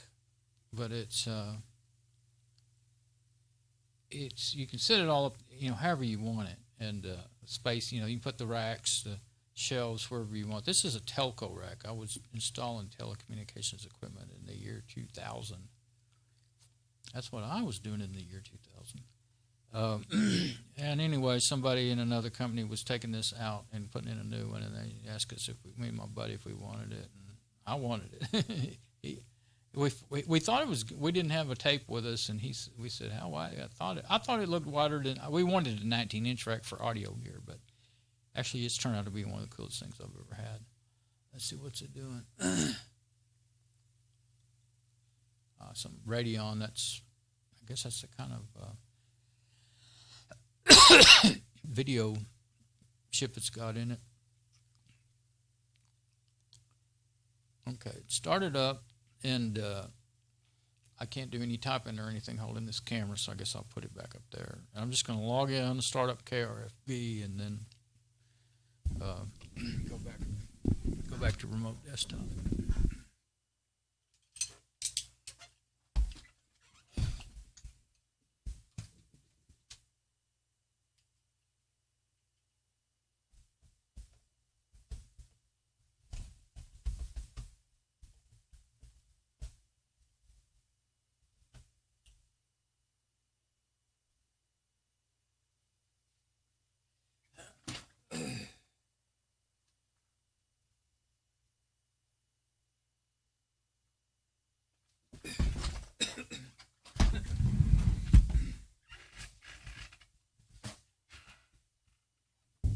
So was it worth all that horrible video? Just to show that.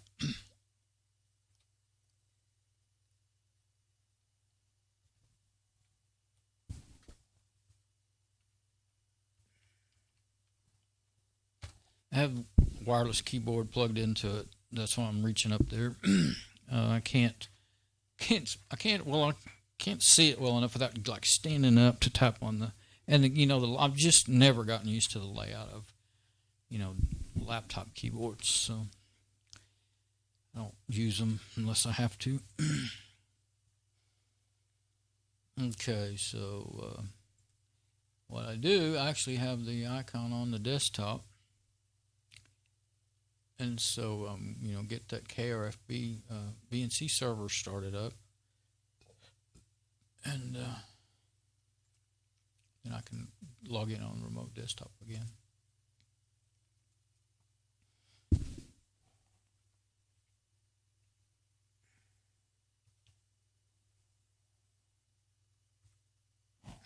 you got to click in that window. It doesn't go to the where it doesn't go where it's supposed to. I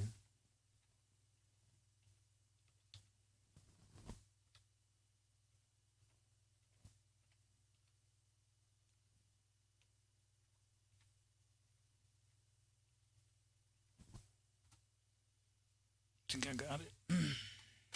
You have to.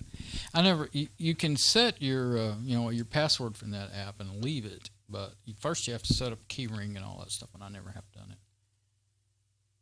Always do that with those things. Okay, because it's using KDE, it uses the KDE key ring, and all I do is just close it. I just don't do it, Okay, so we're ready to go back in there again. I'll just go ahead and do it. Well, the first thing I really want to do is check the, there's KRFB up and running again. And like I said, it gives you a tended password. I think it changes every time. I thought it did. Yeah, it did. But what I do is set up and it goes away every time I shut down the app. Because I don't have that keyring set up. But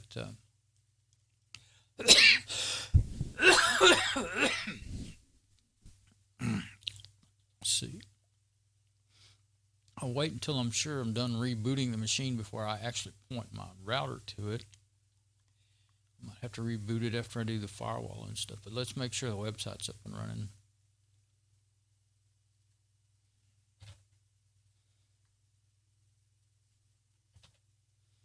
Everything in my clipboard. Let's see.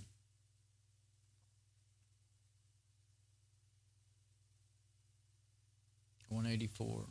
There it is, still there.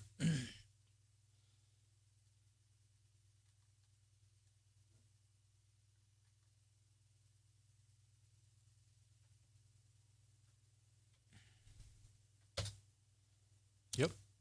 Okay. And so I'm glad I did end up copying that off of the Acer, because that'll be the newest version.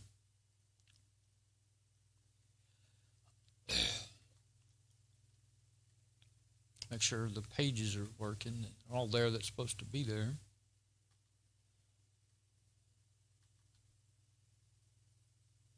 It's very old school. I built this starting in probably 99, maybe two. Let's see, when did I start building? No, I started building it I built these on AOL, so I started building them in '98 right after I got on AOL. It's one of the first things I learned to do was build websites, and then then I ended up one of the apps I use can convert your whole, by fold, all your folders, all your files in your folders to the newest, like HTML4, now HTML5. So I like HTML5 anyway. You don't have to do so much hard work to try to get the search engines to index them, HTML pages, as you do PHP and all that junk. I was really into dynamic websites back when I had GoDaddy hosting, because you could just point and click and set them up. And I was going to redo I had them all up and running, but I never did get my information, recopied or typed in. Then I got to where I couldn't afford it. I don't know. I want to say 5 years ago is when I started running. Probably more than that. I really think it was, some reason I want to say, let's see, what was, 05 is when I got into Linux. So it was a year or two after I got into Linux when I started running my own web server online, Getting another cough drop. Okay, so it's up and running. That's all good. Let's see if we can FTP in there. Just regular FTP. That didn't work because I didn't type it right.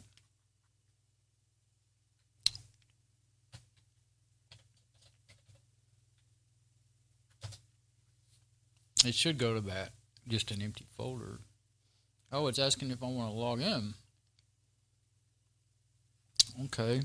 Yeah, so see, I need a firewall to block that port from being accessible. Well, this is on the local LAN, not on the internet, though. So Let's try it as root. See if it would let me. That would be bad if you could do that on the internet.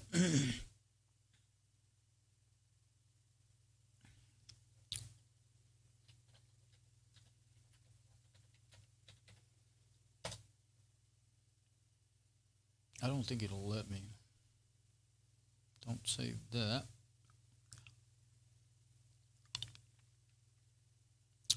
Didn't didn't go anywhere, did it? Didn't show up an error or anything.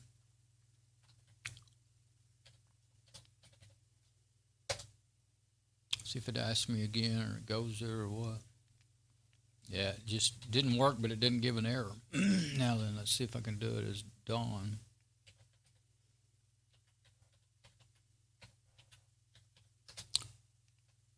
Figuring it would let me do that. No, well, that's good. Well, that's weird though, because it's asking for a password.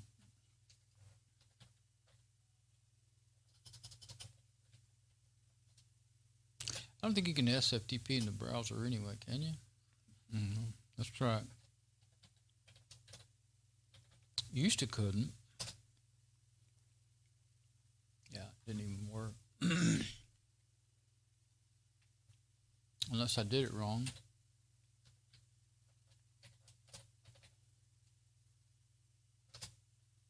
No.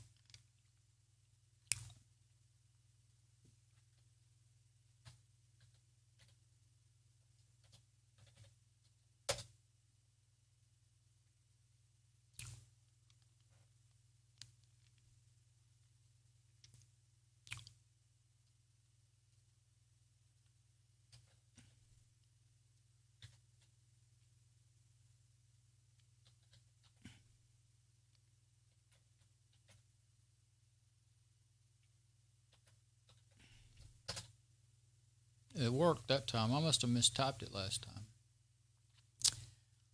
And it's going to my home directory. I didn't expect that. I thought it would go to the var.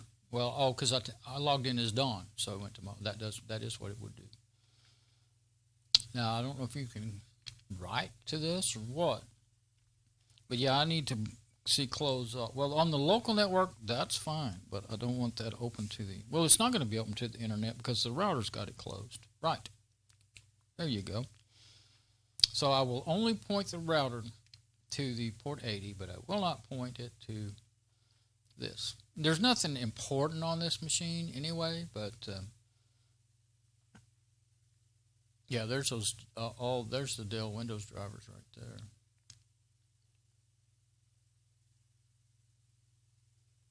Easy to boot. Yeah, I may have already tried setting up that. I'm thinking of that wireless thing.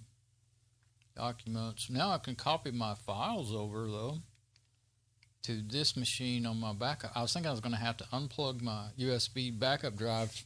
It's pretty tricky to get to out of this low Wi-Fi and plug it into that machine to copy. That would be the fastest way to do it, but I may go ahead and do it over the FTP. Whoops. So,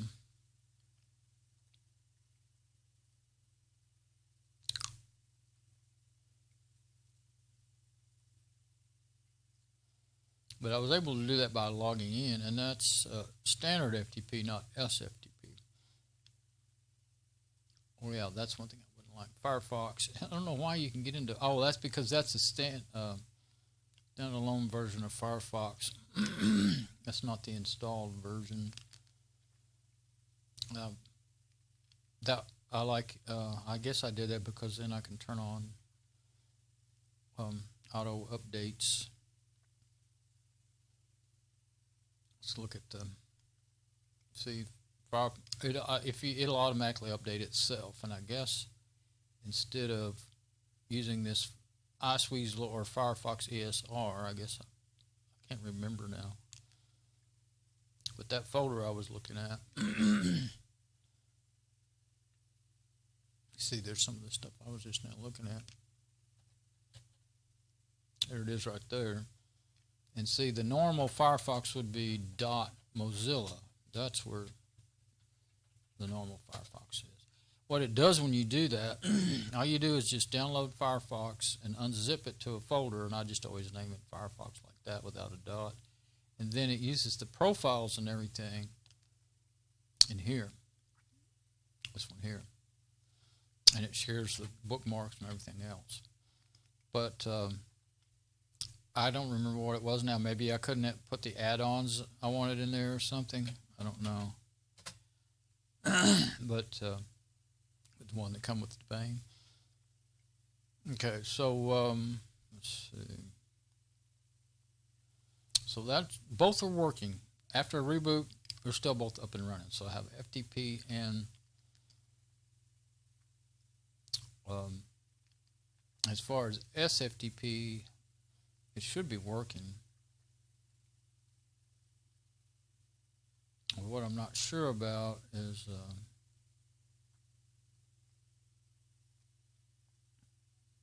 check my stream again.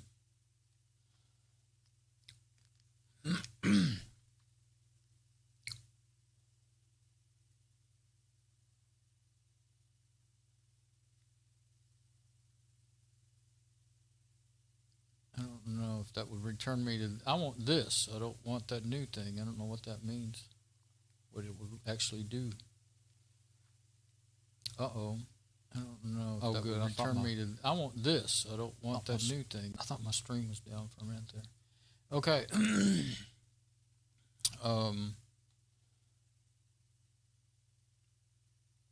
I guess I wouldn't have to go and install a firewall, but I don't like the idea of. Of course, I want to leave port 21 and 22 open though on it so that I can get to it. Let's do this. Let's see what 184.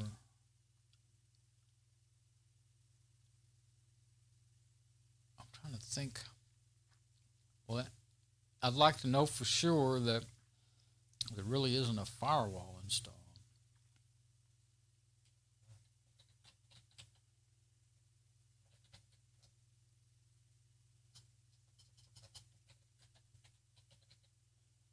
Firewall.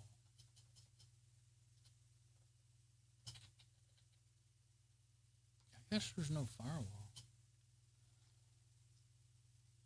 I mean, let's look one more time. Go to System.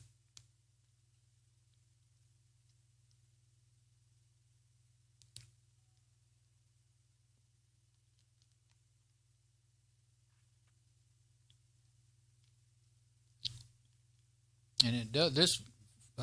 Domain 8 is still getting security updates, and I don't know if it's getting all updates or just security updates, but it's getting updates. I saw that.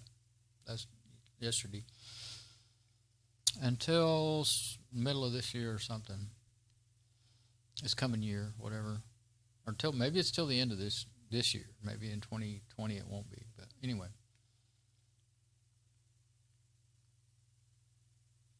But like I said, it's not a machine that has important things on it that I need to worry about.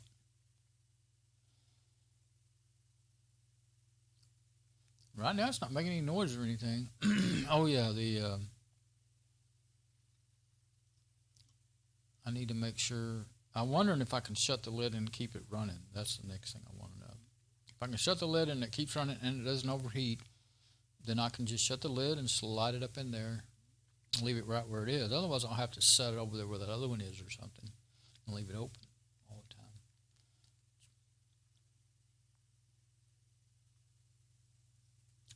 PIM Setting Explorer. Let's just see what that is. Personal Information Management. That's what PIM is, personal information. I don't want to mess with that. I don't put any stuff in these. You know, like you can places where you can put your name and address, phone number, and all that junk. Show anything? I wonder if that's because there's nothing in there. Either that or it just takes a while to open it up and show anything.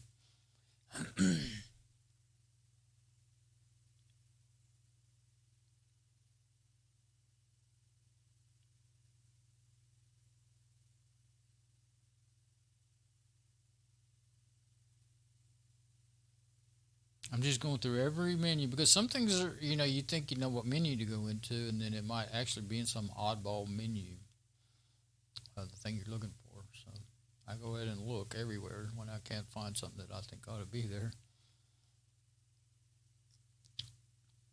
Really don't look like it has a firewall on it. And I've been looking all over the Debian websites for the newest versions and stuff, and I found a 32-bit version that I want to of Debian 10 that I want to put on this later. But I started to just do that first, and I thought, you know what? And it might have ended up being less time to do that. I was afraid something would go wrong, but that's why I didn't do it. But as long as it took me to look everything up and get the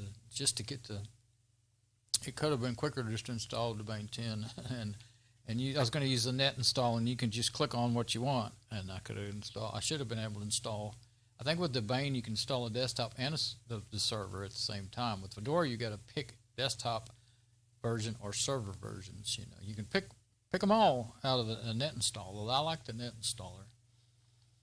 It's slower, but your system you can get it more completely, almost more set up the way you want it from the beginning. But with Debian, I'm pretty sure you can pick like Make Desktop and Apache Web Server and whatever else you want. But I'll do that later. I figured this would be quicker. Okay, so since that's acting up again, I'm gonna go back to the web browser on this machine and I'll see if I can find. Look at my stream again. See if I can find a list of. I'm just not sure which one they're talking about when they say YouTube Studio. I'm afraid it'll be this one here. I'm just not sure which one they're. I don't want that. So, okay. So I'm still live and everything. Debian. And I have a bunch of new links today.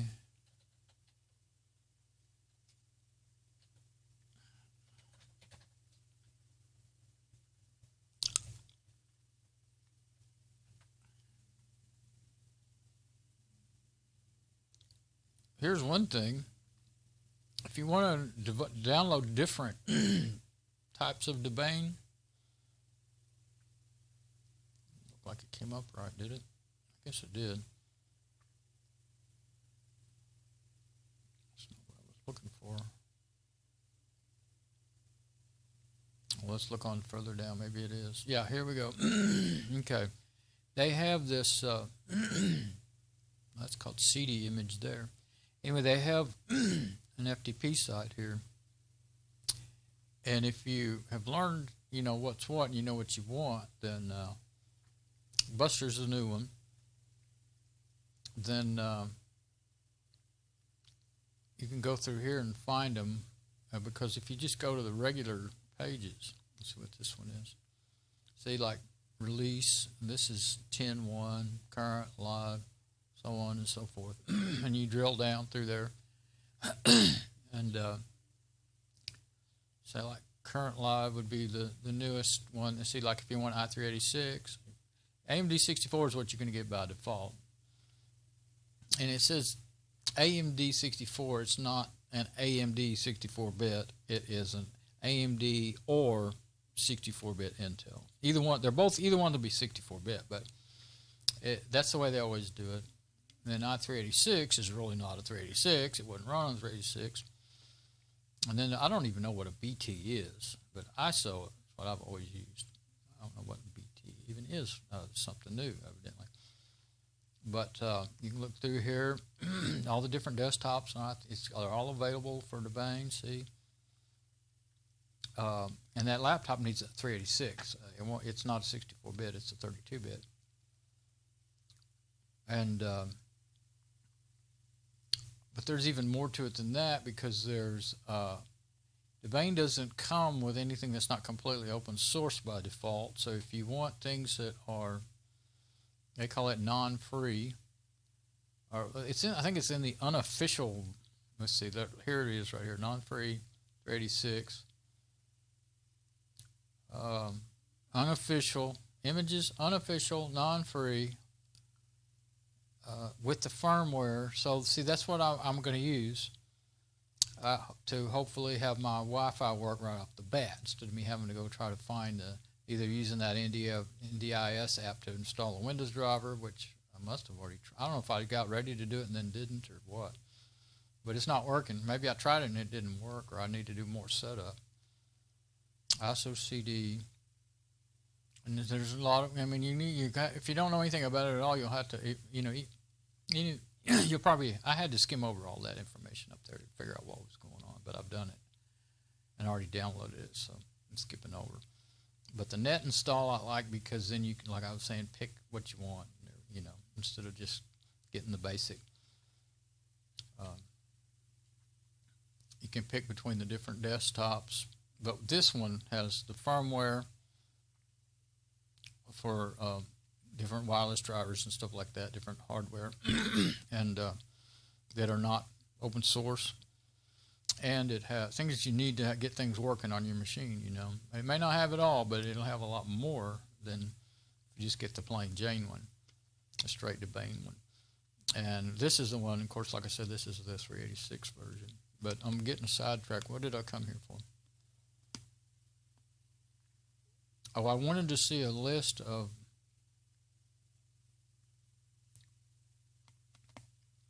applications. I might not be as sidetracked as I thought I was.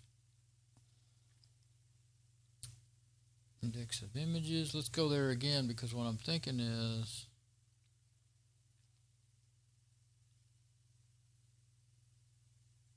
there's archives. The older versions are on their site somewhere.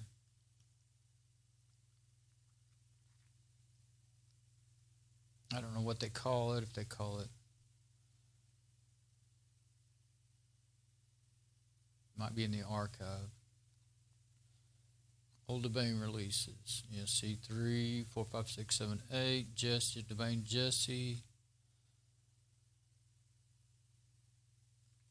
That's what's on the laptop is Jesse. Oh, I thought maybe it would take me. Okay. So you go down here to 8 then. I thought they're always, going by the name with everything. Jesse Live. I don't know which one. It's probably the newest Jesse, I'm going to guess. It's probably that one that I have on there, because I just updated it today. 386, ISO DVD, ISO CD. I want to see if they have a file that gives you the list of the apps, is what I'm thinking. Doesn't look like it.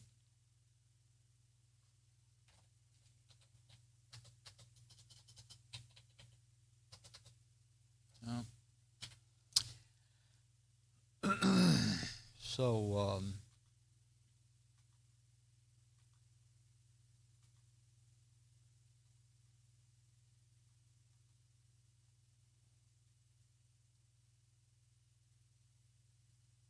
let's do this.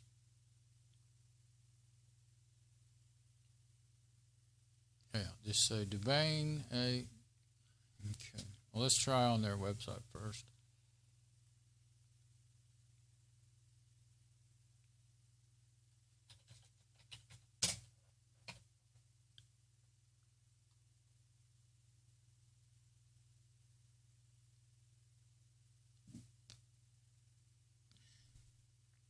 Supported hardware.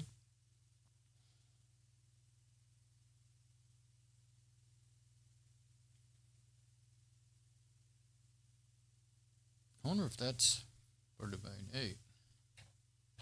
I don't think so.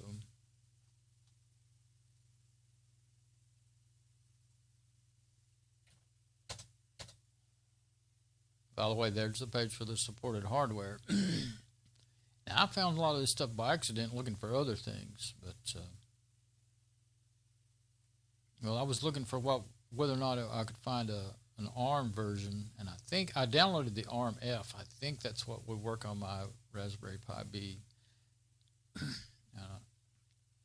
I may try turning it into my server, so I won't have to run this good nice little laptop until I run the battery on it.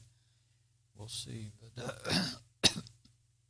I may go ahead and buy that battery for the other one now, but it's Fedora 29 and Fedora 30 is out. It's time to upgrade it.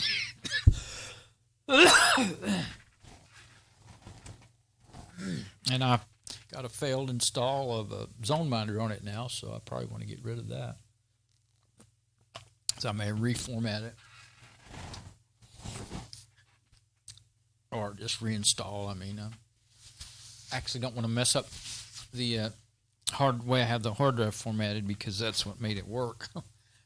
But anyway, maybe there is a search on their some of their main pages. This is not their main pages, evidently. I guess I shouldn't have done that. Okay.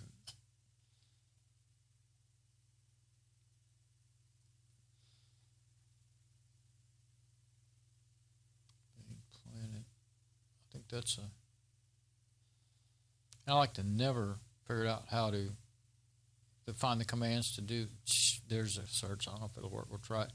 Figuring out the commands. I actually ended up doing it with a GUI app. I never did find the commands to check your. And if you want to find the checksums, if you just go to the main page, getting domain, and you download something, that's what I did to start with. See, there's a 32-bit net ISO, and there's a 64-bit, but there's nowhere on here I could find to download the sums, even though it says on one of the pages that it should be there next to it. You have to get into that FTP side of theirs to get those checksums. And I did check.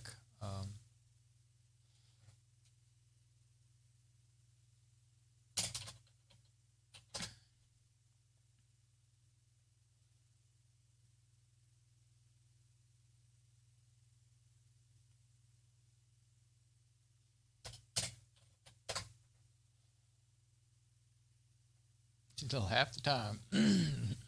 It's easier to search Google to find things.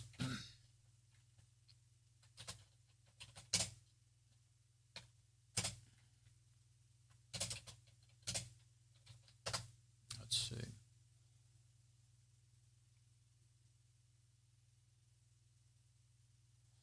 Oh, packages. Okay, we'll call it packages. That's what they always really officially call applications.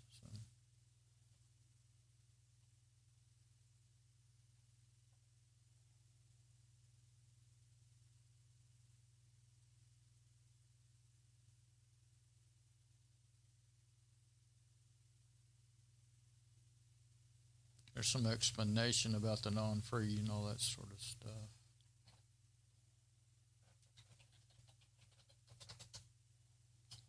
Boy, I do not know. View package lists. Oh. I think this is the newest version.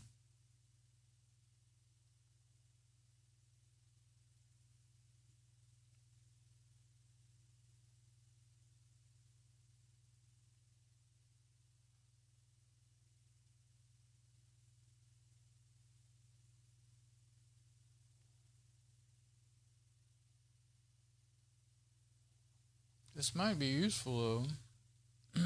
But I think this is going to be the newest, but let's see. Put that in my folder.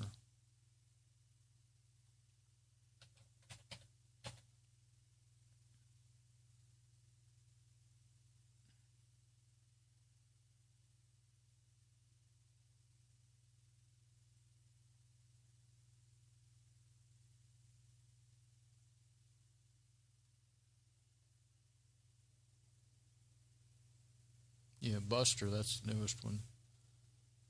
Well, let's just see if it comes with a firewall.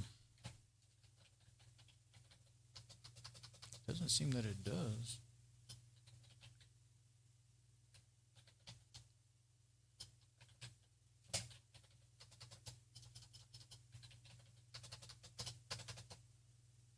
I guess I never, I don't remember that.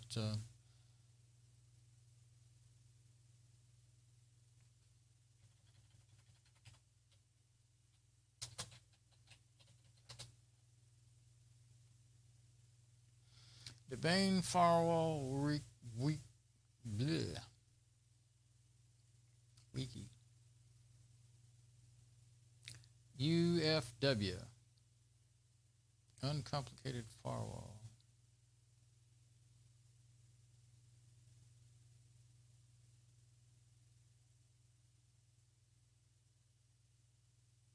Graphical user interaction version. That might be IP tables. That's the other. That's one of the most common. That's the one that everybody always says is the best kind. IP tables firewall. That could be why I couldn't find it, because I wasn't searching for IP tables. Git install UFW.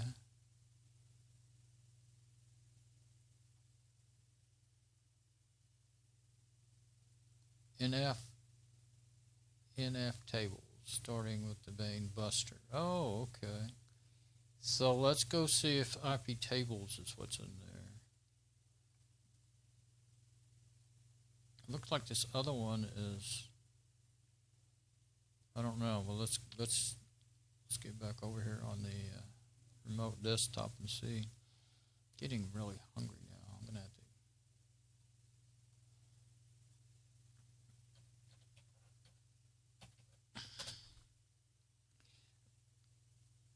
Okay.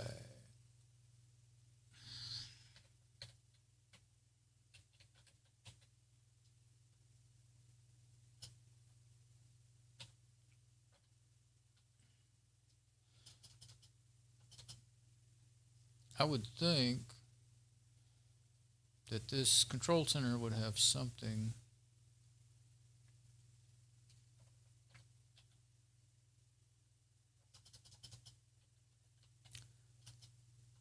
I don't know. Maybe it's not on there. Or there's not a GUI for it.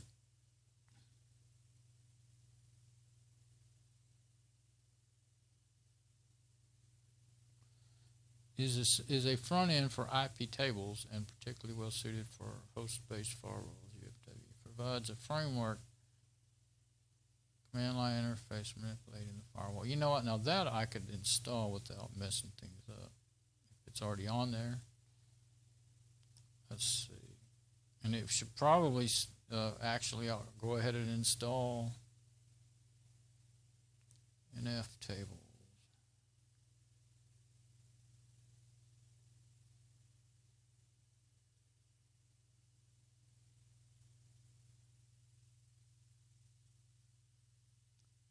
Manually is challenging, yes.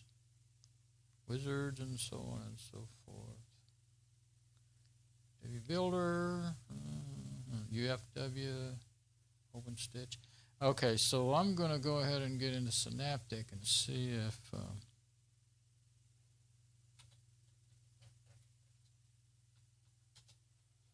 see about that. Let's see.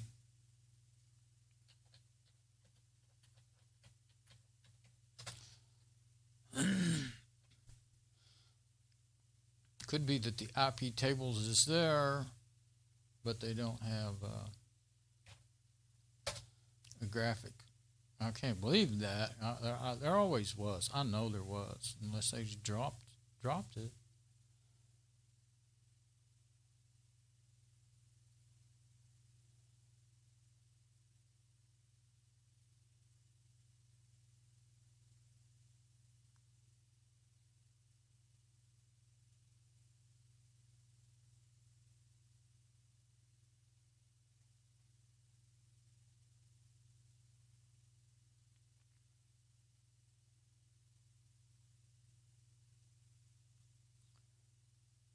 Get install UFW. Enable.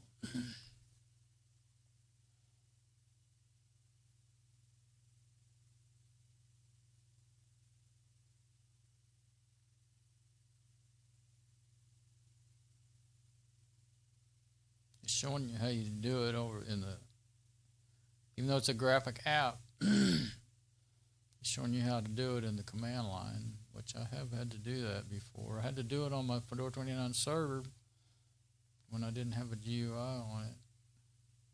I guess it was Fedora 28 server. I just wanted to make sure it's what I think I want.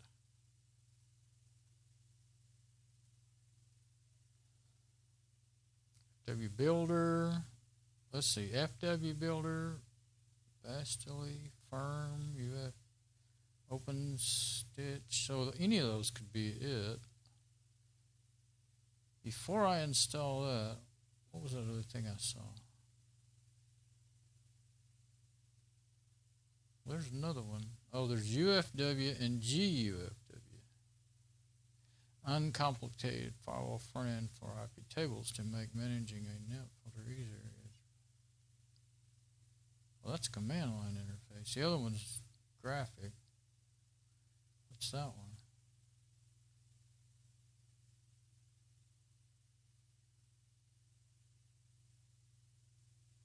Okay, that's something else.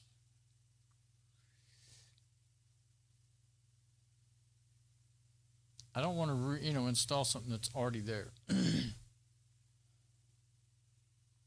So I've already forgotten. Let's see, FW Builder.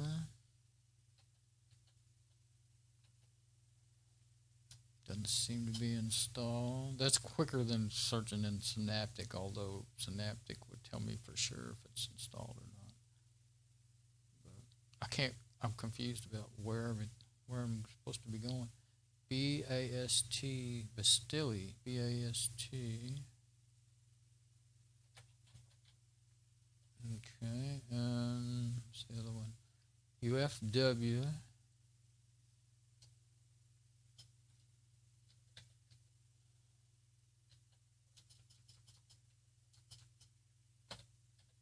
I guess UFW is a command line. GUFW is the graphic one.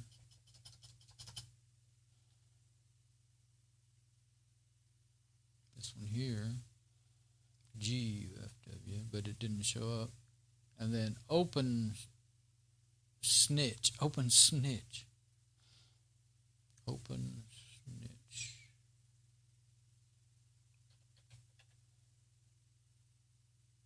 Nope. Okay, so what about IP tables? I don't know if I have IP tables installed. Let's see if we do, because that's what it's for. Okay, before we even do that, we'll do a search for IP tables. Make sure I spell it right. This is domain 8, so I don't know that the new one would be even work on it. I don't know whether it would or wouldn't. If IP tables is installed, then I'll know. Debian came up in the list again. Arno IP tables, ARP tables. There it is. IP tables is installed. Okay, so that's what I need then is a front end for it, I guess.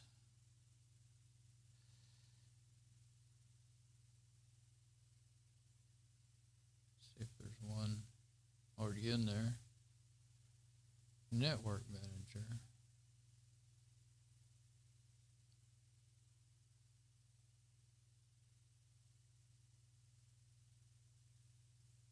Maybe that might be what I'm needing to get into.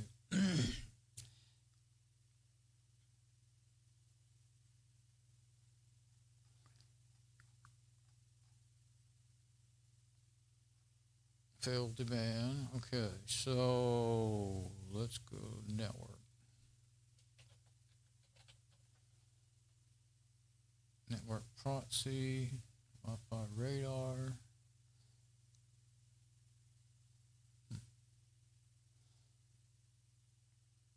I didn't I have to click on it just to see. Yeah, I'm not going to do it right now, but I wonder if that's all I need to do to connect to the. Let's see. What was it? UFW. Yeah. Oh, that's already still there. I can go right there. Okay, but what I may want is. Now I guess I'm making it tired.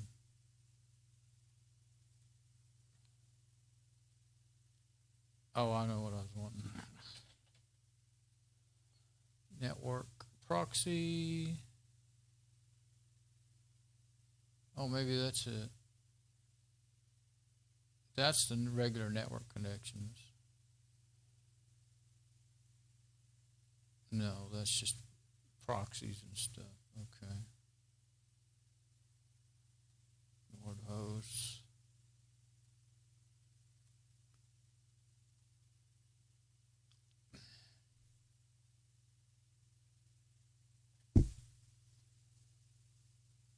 There's the only ones that I saw. Network connections. I'll go in there anyway just to make sure. Yeah, see, that's your network connections. Okay.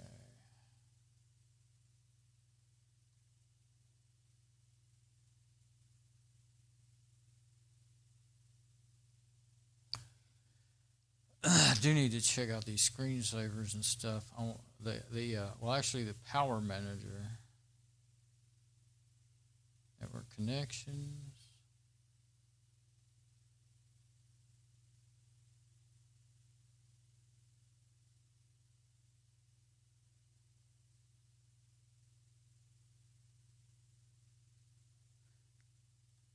I'm going to open up that power manager right now. When the laptop lid is closed, suspend.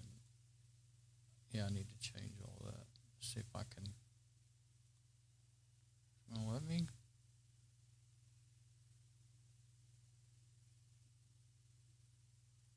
Oh, it was working. It just wasn't showing up. Do nothing. That's what I want it for now. And when, yeah, I'll leave the display, can go to sleep. I actually want it to go to sleep. On battery power,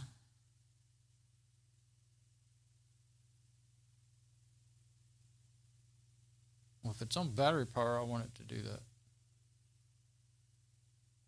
Put computer to sleep when inactive for on battery power. I really should have it go to sleep after at least some amount of time.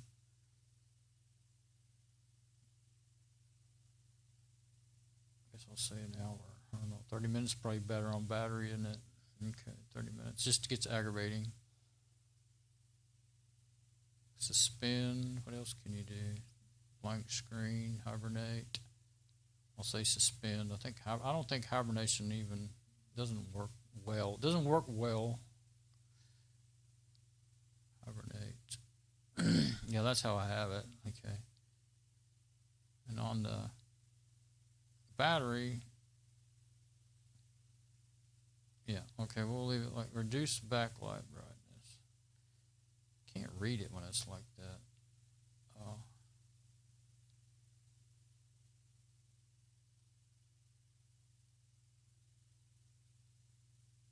Yeah, don't reduce the backlight brightness. Or is that better? No, it's not better. Okay, general. Ask me when suspend button. And again, I don't know what the suspend button is. Sometimes you hit a button, you don't know what you hit, and you then goes to sleep. Okay, so that's what I'm hoping. On the battery, I don't want it to stay on, you know. It does have a new battery. Well, I mean, it's a couple of years old now, but I bought a battery for it. We did. So, yeah, if it will do that, if it will do nothing, never go to sleep when it's on power. Shut the lid, it'll do nothing. The display can go to sleep. I'd almost rather it go to sleep even, but I don't want it to go to sleep all the time on me and drive me crazy.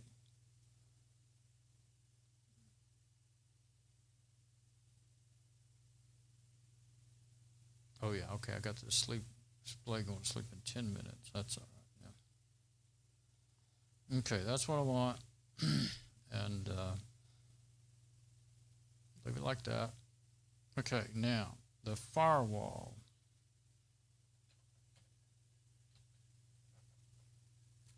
I'm wanting to say that it probably has the IP.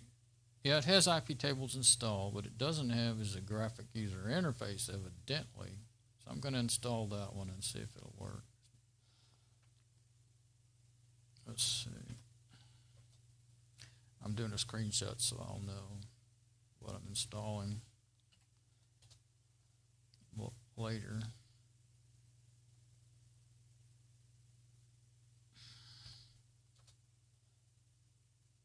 Okay, so it's installing gufw and ufw. I do love the Synaptic Package Manager. It was always my favorite. I used to use it in Fedora. It used to work in Fedora. It won't work in Fedora anymore. Not really. I mean, it'll do some things, but it doesn't work good. You can still install it in Fedora, but it's really was written for Debian. I didn't know that. I discovered it. I discovered something. I didn't understand all this way back in, like Fedora 5, 6, 7, 8 maybe. I started figuring it out around 8, I guess. The difference between, I thought Linux was Linux, like Windows is Windows, except for different versions like 98 XP, So when I saw apps, I learned the apps in Linux by just searching through the app managers. Apper was the one that came with Fedora, used to, and it's in here. I saw it a while ago. See, Apper, I might have put that in there. I don't know, or maybe it came with it, and then I wanted Synaptic, and I put it in there. But anyway, so I found apps that would allow you to install Debian applications, deb files. I didn't even catch on at first, the difference between the RPM distros and Debian, installation files, deb files. And so I was installing both on it, but I quickly figured out. At first I just thought the deb applications weren't written as well as the RPMs. I didn't realize that they weren't actually meant to be run on on an RPM based distro. So after a year or so of that, I figured that out. Okay, gufw.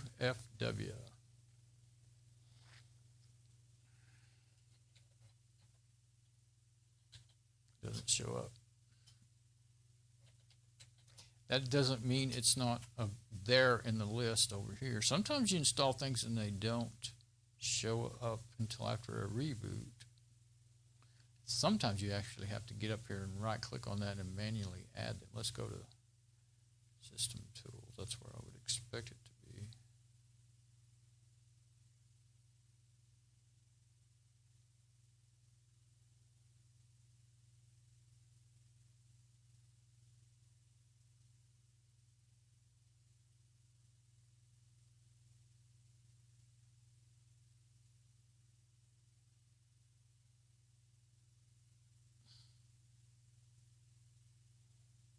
I do not see it.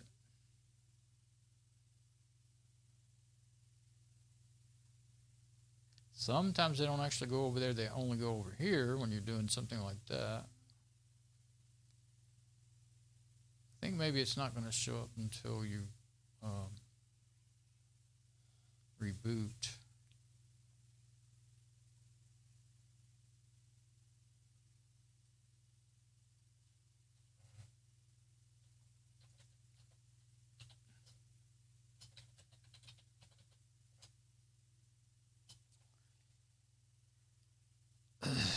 Let's see. I'm going to go into the startups applications here before I look again for that and see what's in there now. Yeah, there's no new ones in there. See, the FTP and the mate just doesn't show everything like Genome 2 used to. That screensaver, but I'm going to leave it because I'm afraid. I guess I should look at them though. Let's look at both of this. There's two screensavers.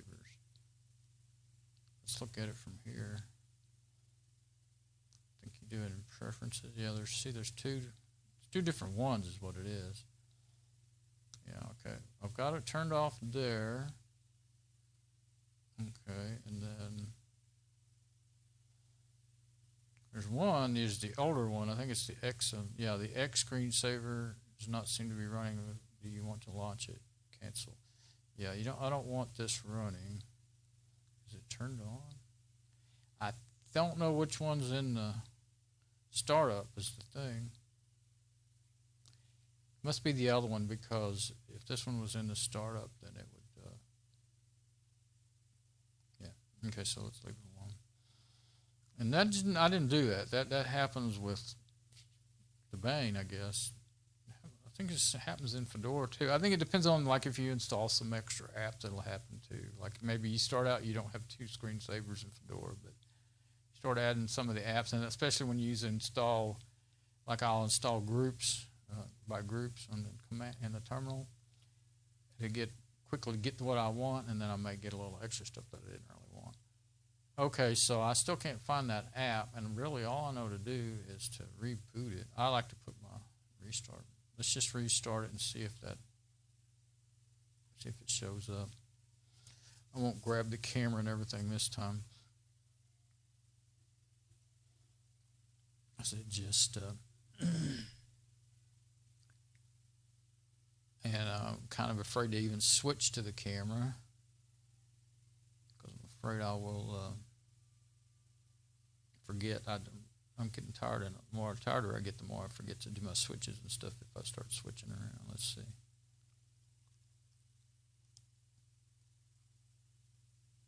That's for Debian Buster. Okay. I guess I need to be in that other one that I was in a minute ago. IP tables. There we go. Oh, that's the one I was in. The uncomplicated firewall. Yeah, that's a whole nother firewall. Oh.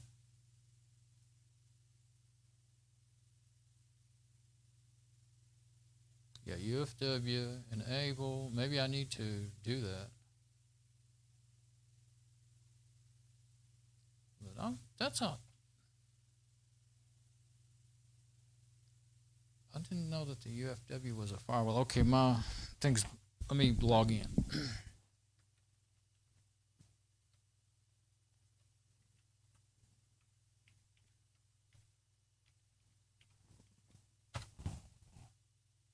I gotta grab me a little candy thing.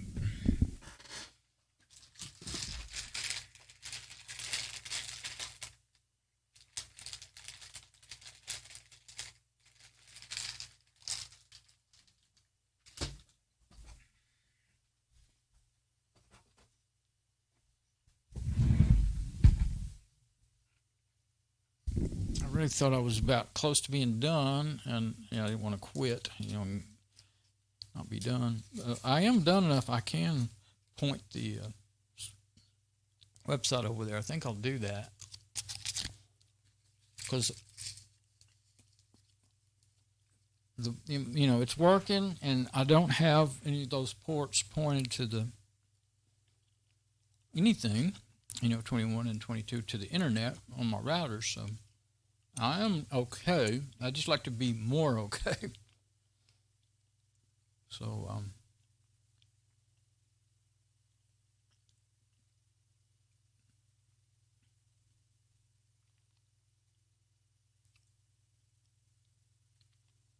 I forgot to turn on the KRFB. Got to do that first.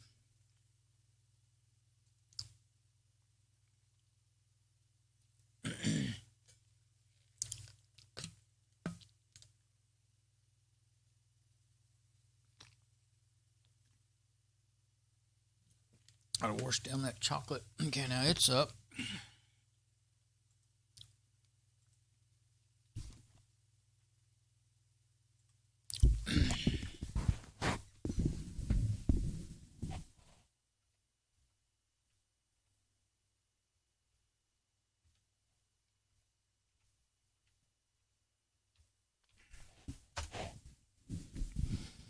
Okay, now I think I can log in there.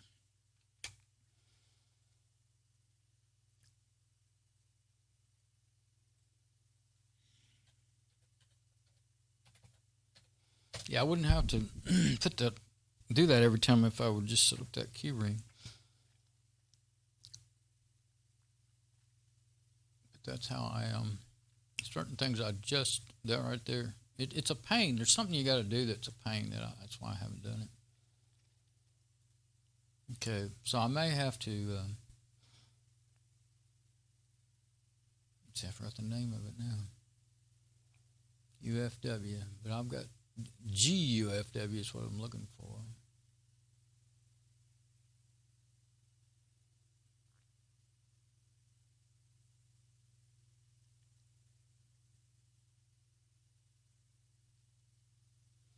I might go ahead and do that.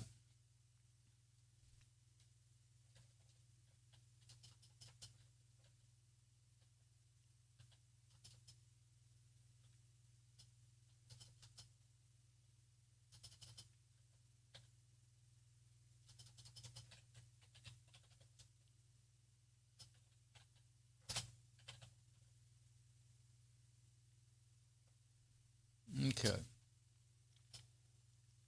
Wi-Fi radar may be something I installed trying to get that working. I think what I'll do is see if I can. I should be able to copy and paste this over to the browser on this machine so that I can. I don't know if it matters. I just thought it seemed like it might be easier. Actually, it might be slow things down on this machine. We'll see if I can even.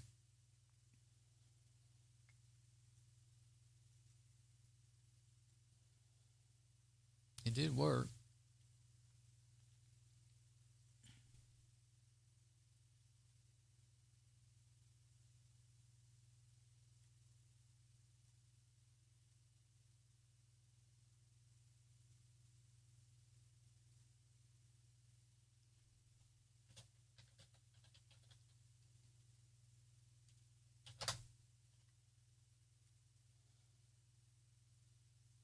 Okay, now it didn't go away quick like it should. So, well, I've already installed it. Oh, this is just UFW. I don't understand why we don't see.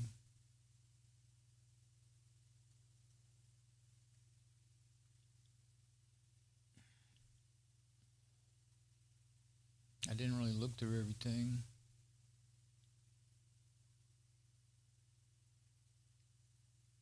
After the reboot, I forgot to look.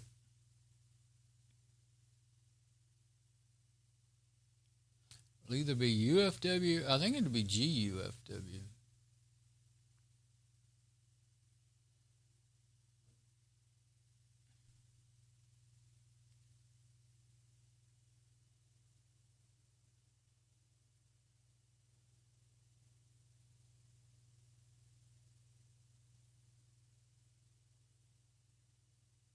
Really not showing up. Okay. Close the browser.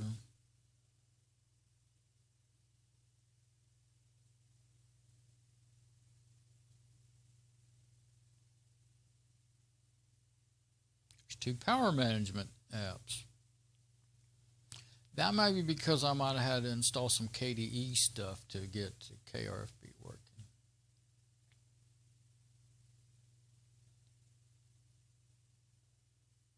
Now let's look at those because that's important to getting it to. This is the one I was just looking at, isn't it? Yeah. Now let's see, because what's happened when there's 2 of them, sometimes they're both running, and it's kind of hard sometimes to even find them to turn them off, and all that stuff. So, and they'll fight each other when you've got 2.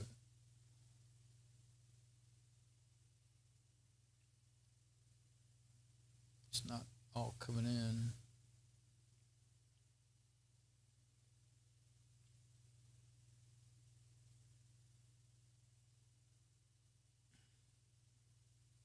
laptop lid. When laptop lid is closed on battery hibernate, plugged in, just switch off display. There we go. Make sure. Show notifications. Okay.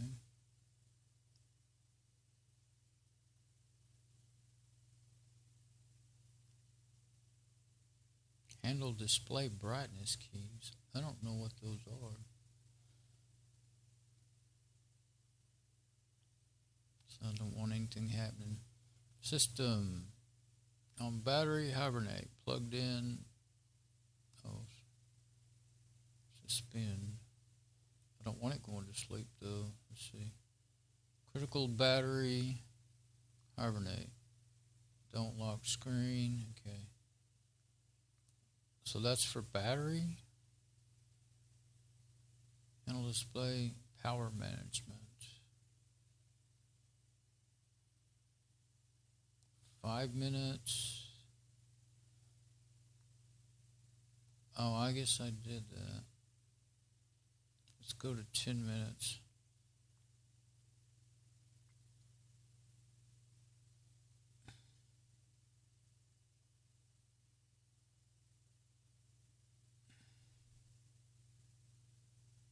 That's on battery.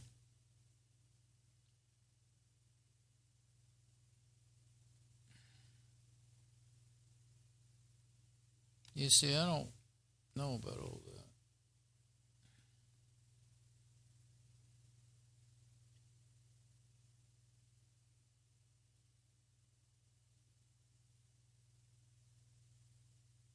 Oh yeah, inactivity, that's fine. That's on never. And that's hard to understand, this one. I mean, it's kind of cool. It's got a lot of options, but right at the moment, here's the battery on that one, 98%, 73 points watt, voltage 12.4, a little bit higher voltage than the other one. The other one's only rated to 10 point something. Okay, plugged in, display.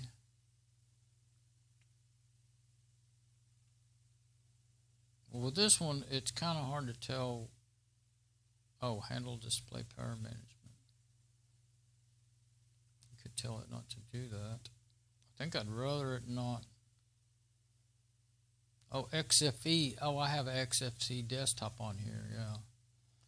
Now, it may not fight, like, well, for instance, Mate will fight with Genome and some KDE things, but XFCE works so much differently, they don't seem to fight. Okay, this is XFCE power management. That's why there's two of them. So I'm going to leave it like that. I don't think it will hurt as long as I'm only in Mate desktop. And at least I've got them both to not go to sleep, you know, when it's turned off. Okay, I'm going to quit messing with the firewall now because I just want to see about getting getting it pointed to this machine. 184. There we go. Yeah, I'll leave it like that so I can glance over there and see it. And I guess I'll disconnect from it for now. Let's make sure that leave that. I might end up changing my mind and wanting to do that. Let's see.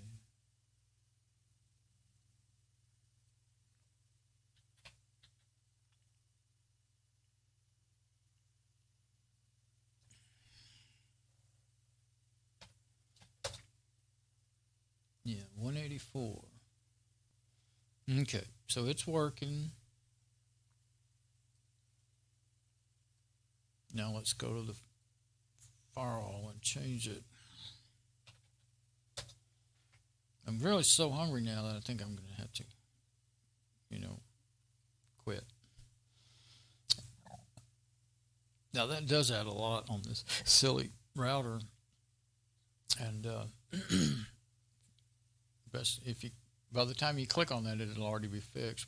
Usually the best thing to do is reload it or leave it and wait. Well, if you Reload it and do that, I think, is the best thing. Last time I clicked on it, and all it did was just kind of hang up it, it was fixing to say, it blinked and did everything under the sun.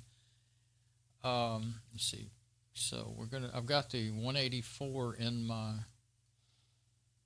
clipboard, so I want to go to port forwarding. Bishop code port 80. Right now it's on 182. Printers. What's this? HTTPS.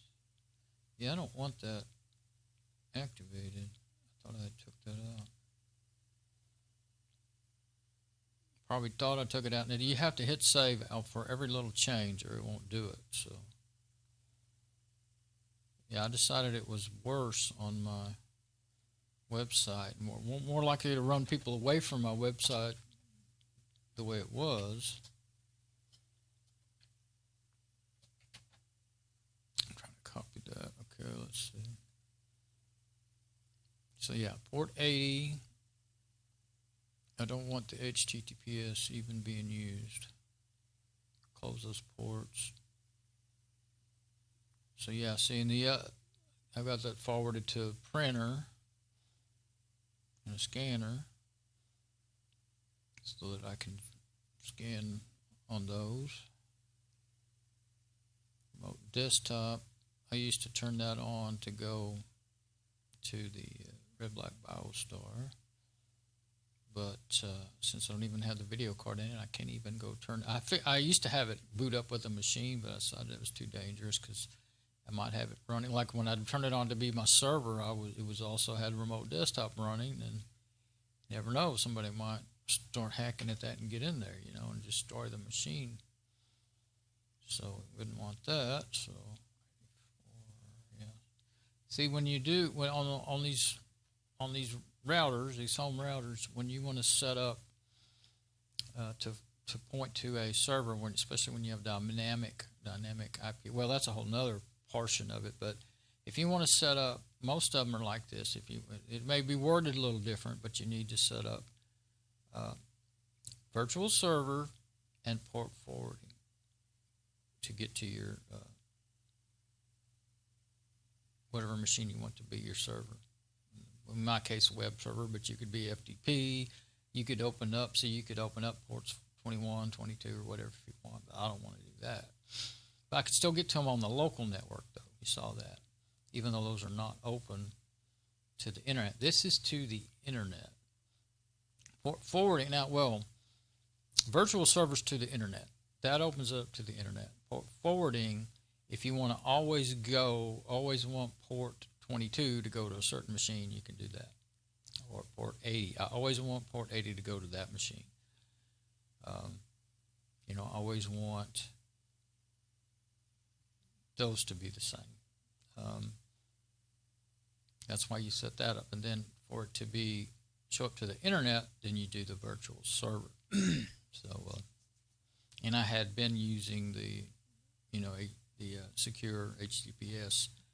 Had it all set up. I mean, it's all on my Fedora 29 system. Well, it's not even. I'm sure it's not installed on the Debian system because I didn't install it, the SSL and all that, TLS and all that stuff. But so it wouldn't even work. But now should be able to go to. Let's see. Let's go test my.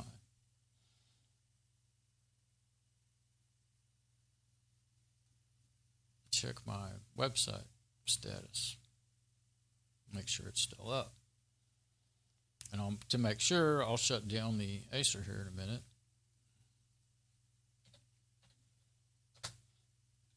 This is how I know when it goes down, is using these services here. It shouldn't have been down during all this because everything was seamless. Sometimes it'll go down for not even 0 hours and 0 minutes. It does that all the time. But you can see it has pretty good.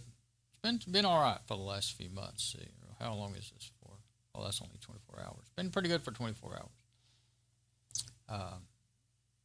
Even with the short. And I don't know what causes that. I've tried to fix that stuff and figure it out over the years. And as long as I've been using these things, you'll get this. Sometimes you'll go a month or two without that happening at all. And then sometimes it happens a lot. Now, this one doesn't update itself very often, so just click that and make it update. So yeah, everything's up. It says it's been up for a day, so it never, see, so my website was never down during all this. So that's what you want when you're doing this. So now, while this is still up, I'll leave that up because I might want to mess with the firewall some more. I'm going to shut down the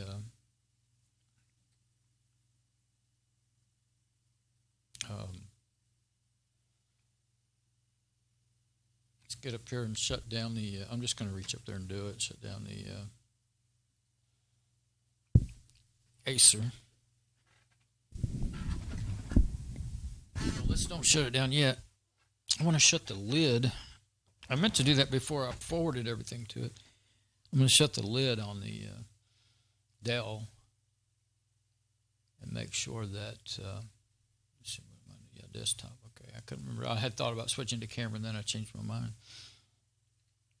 So I'm just going to shut the lid on the Dell and see if make sure it stays running. See if I can do that.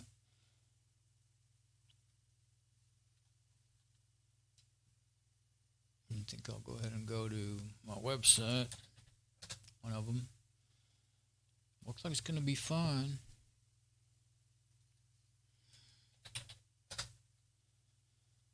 They're all, actually, all of them point to, you might have, I don't know if you've noticed that, but see, when I type in donsoggs.com, it goes to bishopco.com, weeb98 index HTML. To host all those separate websites on the same machine, you can do it, but it's a lot of work and hard to figure out. I've always wanted to do it, but I haven't done it yet.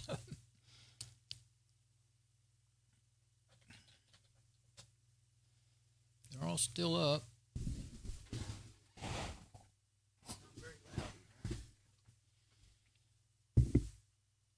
I'm going to reload this page, make sure I didn't have any outages. Doesn't look like it.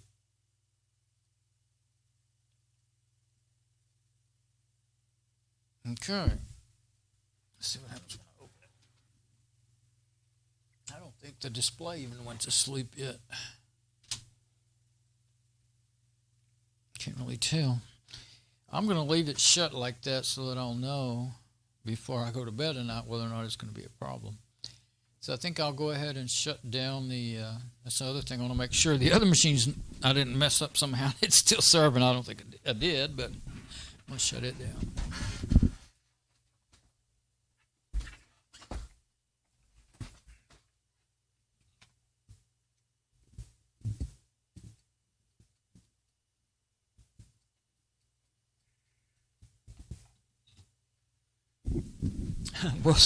I was going to reach up there and hard shut it down, and then I remembered, oh, I've got the desktop running. All I need to do is use it to shut it down. Shut down. For all I know, this thing could have ran on and on and on and not given me trouble for a long time, but it acted up several times, and I just got it to run again, and then seemed to run fine for a couple of days, and I'd forget about it. So finally, I found out it had been down for 2 days to a week. I don't even remember now. That's when I was like, oh, crap. I'll wait till it's completely down before. There it is.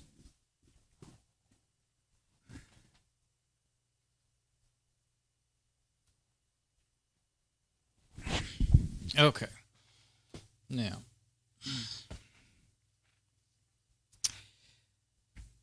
I'll reload this page again. I can't remember how often I have it set to check. This one, I think it might be like every 3 minutes or something. 30 seconds drives me crazy because, see, I get emails every time this shows an outage. I get emails, and if it checks too often, I get hundreds of emails a day, saying it was down. I think it kind of overwhelms the machines when it checks every 30 seconds. So could. I don't see why it really would, but I guess it's up. Now, just go ahead and go to websites again. That's not the when you go to a website, even though you go to your domain name, you never know what route it's going to go. It usually goes through your local network and not out to the internet, but sometimes it does, sometimes it doesn't. Sometimes you're getting a cached page. Whoops. What did I look up? BIAH.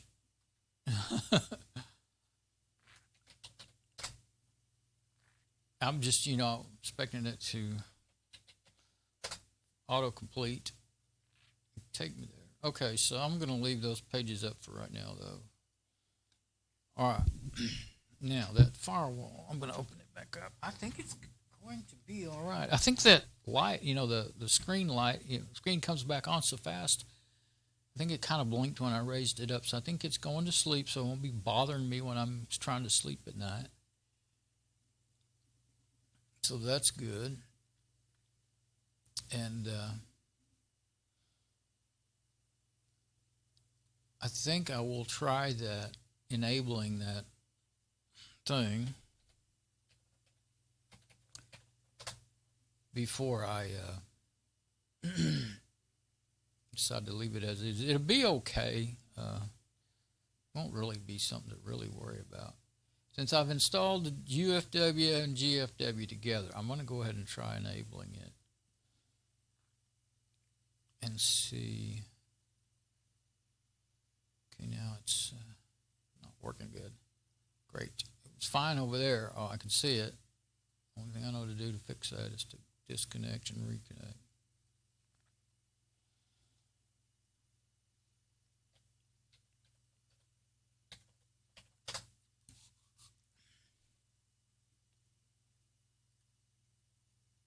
Yeah, it seems okay. I'm going to try that root terminal, see if it just opens up. Yeah, you got to put in the password.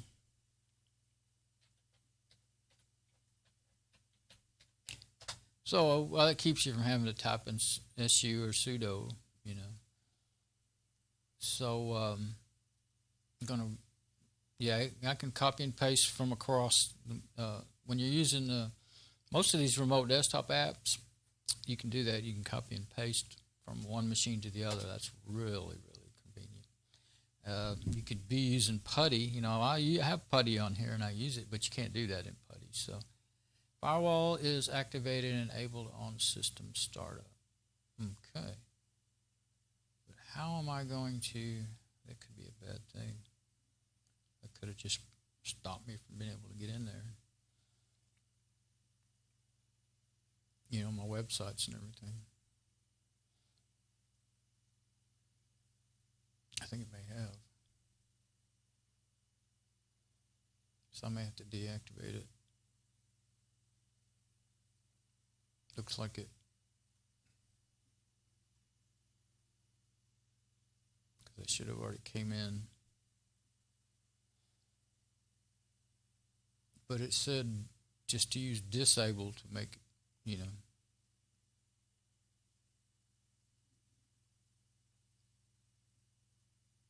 I don't know.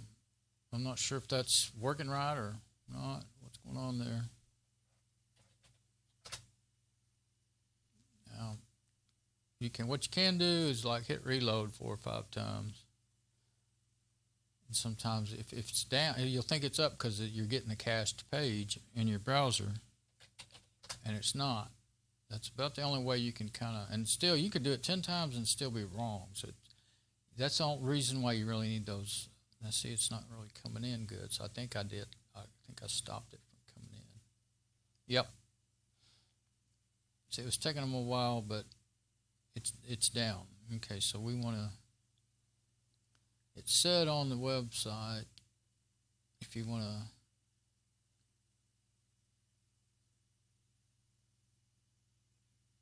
I'm just going to disable it and not worry about it. Copied it so that I won't misspell.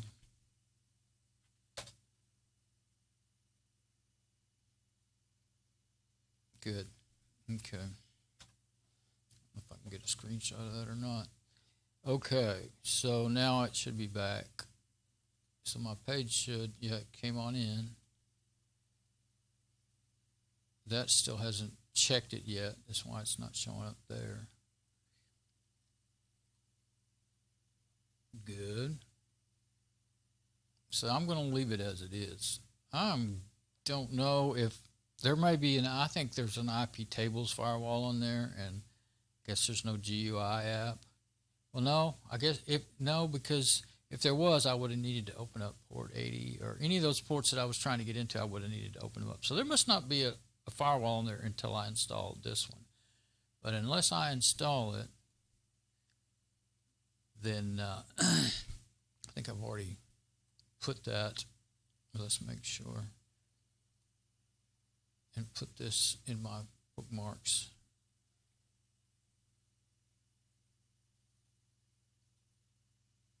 In the machine that I installed it on. So that I will be able to find it. I think that's where I put it, yeah.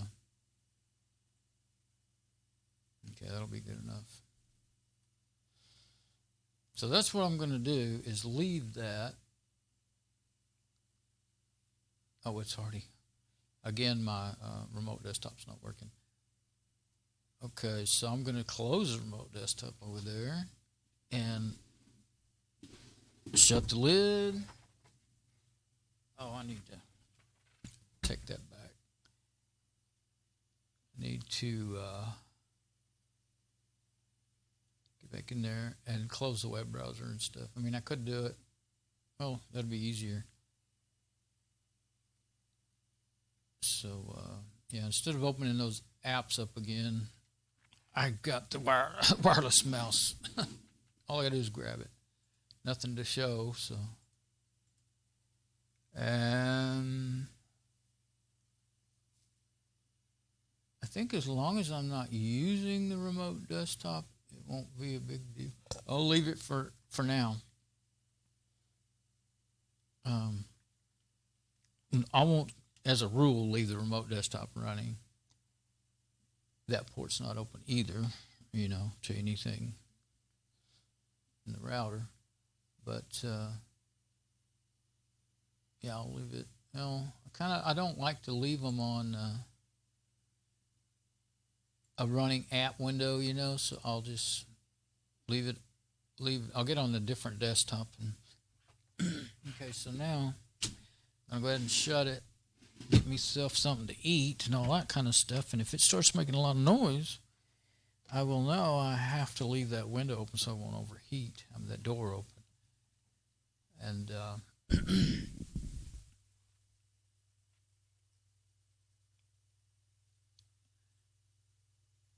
and I'll put it up where that Acer's sitting. I've got all kinds of boxes stacked up there, and usually I always have a computer over there where the Acer's sitting. And got all kinds of boxes stacked up there, and it's sitting on top of them. And what I want to do really is put Mom's computer up there.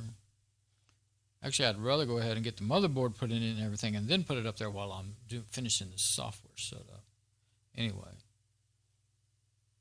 I just want it sitting up there because I think I would like to have had it sitting up there for all these time I've had it in my room here, just because I thought it would look cool to have two of the same kind of boxes, one on each side of the monitor, and just turn them both on once in a while just to look at them. Couldn't have them both running. That thing's an 8-core, and I've got an ASRock motherboard that was built when 8 cores first came out, AMD's. And it will run it. It's an 8300, but 8300s weren't even invented yet. I think it would have run an 8150 or whatever, just fine. But it runs it okay. But the Ethernet doesn't work. The onboard Ethernet doesn't work, and I know it used to work when I had a dual core processor in that same motherboard. Some other things don't work well. Well, I've tried using it to stream with, and it doesn't stream well at all. But it may be the processor that OBS Studio just doesn't work good with those processors. But anyway, I bought that Zeus motherboard that it's supposed to work well with the AMD 8300. So I'm basically going to rebuild it. I had it all built up and getting close to being ready to give it to her when I decided the only way I have Ethernet is I had to put a PCI Ethernet card in the thing. And it's just no good. It's too many glitches in it the way it is. And so I finally just said, well, I'm just going to get it. I already knew that from the beginning that it might not work, but once it did work, I kept trying to make it work good. And so anyway, I need to rebuild that machine again. Amongst all these other things, let's see. I forgot what I was going to do. Songs. It comes in real fast like that. That usually means you're going to the website.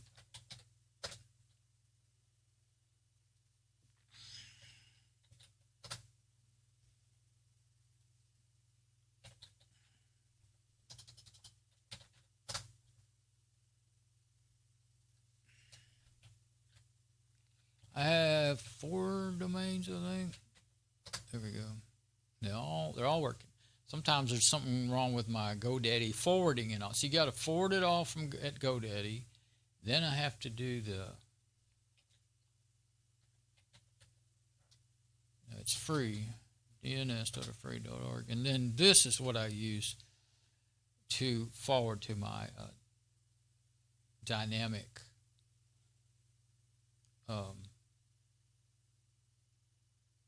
IP address. Change the IP address that changes all the time, and you have to log in here to see your stuff. But I don't know what I'd be showing, so it's odd because it says log out, but you're not logged in. I don't think. Yeah, see, if you go to domains, it asks you to log in. This is really cool. It's free. If you pay for the services, then that's some pretty cool services if you want to pay for them, and it can do IPv6 reverse and all kinds. It can do all kinds of stuff. Subdomains. And what you do is you get a, you know what? I don't remember what I did. I used to use it. There's more than one way you can use it. I used to use it and use a subdomain. I have a subdomain here, and it used to be. Oh, it was bishopco.homeip.net. Maybe I'm thinking of. I used to use, what was it called? I can't remember, another DNS service that they turned off all their free stuff. I used it for years, but in the meantime, I had discovered this, and I had I don't think it shows you. You got to log in, but anyway, I don't want to show. It's not what I want to do. I'm starving. I got to go eat. But anyway, that's what I was talking about. I thought I'd show it.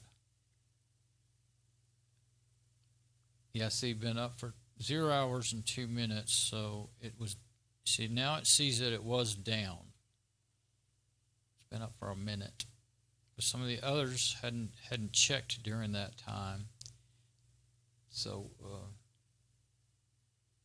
that's why they vary. See, is that all my domain? Oh, bishopco.us.2. That's the one I got from that free DNS stuff. Yeah. So it looked like. Oh, well, that's that thing. I was thinking you could click on it and go to it. What happened now? Lose my. It changed to. Oh, there it is. Okay. I guess you can't go there by clicking on it. Goes to the information. Let's do that one more time. There's a way you can click on it and go to the website, I thought. But that shows you just that one. See now. But yeah, there it is. And that might take you to it. You see? Now it shows it bishopco.us.2. Now I used to have all of my domains were like that. And I forgot why I quit. Now I can't even remember exactly why I quit doing it that way. But yeah, bishopco.homeip.net was the old one that I don't have at all anymore.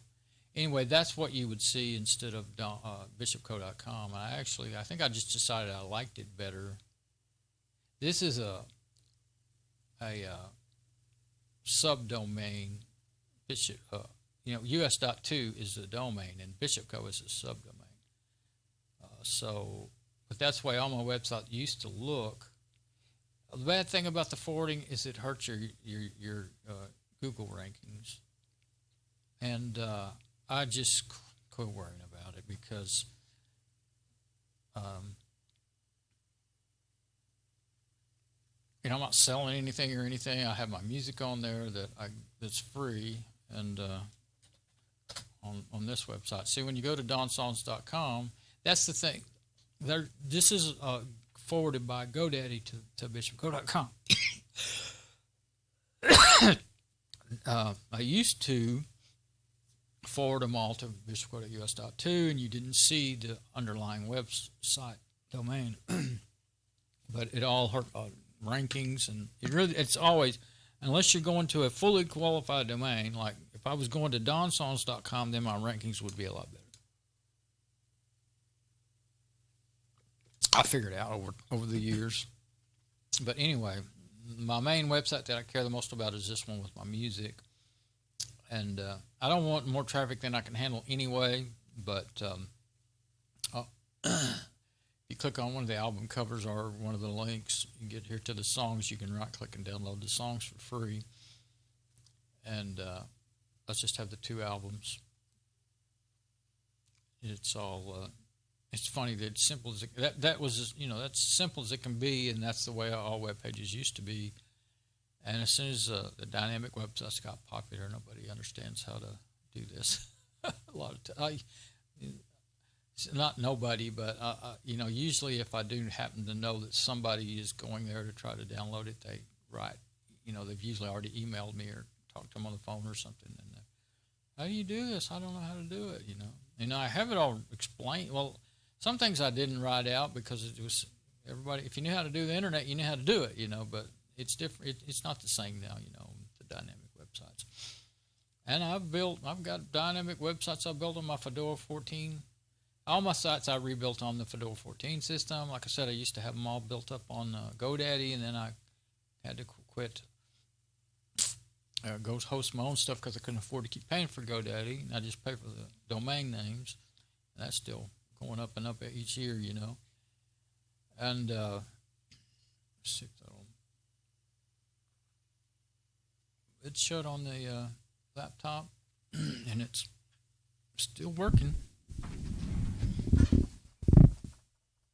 Oh yeah. If you get close, you can hear the fan running, but it's not running real hard or anything like it does when the thing that works at the hardest is the web browser when I have it up, with my stream up in it in the web browser. So,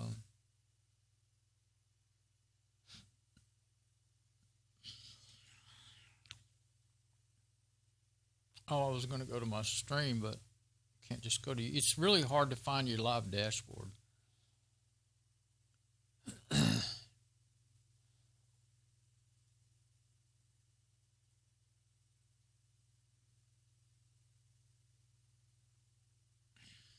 I think if you click on that, I'm curious, this return to YouTube Studio will take me to this, or if it will take me to, wait for that sound. I think if you click on that, there we go, wait for that sound to come in there and make sure everything's okay, or if it will, I'm going to do it to see. I'm afraid it's going to load that new thing that's really, I don't know what the heck it's going to be like. Oh, what's that? Oh, that's like the main deal. It's not even, all that crap up there makes it, that, I don't even want to see that. Why would I want to see that? This is in the way. Can't make it go away. Sometimes I get aggravated with stuff I'll use, AdBlock Plus. You can, what do you click on it? I think you have to right click. Can't even remember now. Block element. Click on that, and then you can select elements to block. But boy, there's so many pieces to an element on YouTube. I tried to block that player that pops up. I hate that thing. And something came up the other day that you can't click on. The little square that makes it full screen. It's in the way, and you can't click on it, and it's kind of transparent. I did block that. So now I can't close that little player though. The X has gone off the little player, and it won't go away. I'm sure you've seen it. Anytime you click on another page, when I click on another page, I want to go to another page. Like I may click on, I want to go to my my live dashboard. I want to go to my playlist. Well, it'll keep playing that same that video. Maybe I'm in the middle of a video and I don't want to finish watching it. I want to go do something else. Well, it'll keep playing it right down here on the bottom right. And drives me nuts. And it's hard to hit that little X, and half the time it wouldn't work anyway. And I love to put everything in playlists, so I have all these playlists of things that I like, including my own videos, but I like to put other people's videos in playlists. I never really go back and watch them, but why are there... Oh, Dawn's Save playlist. I say, why there's at this top?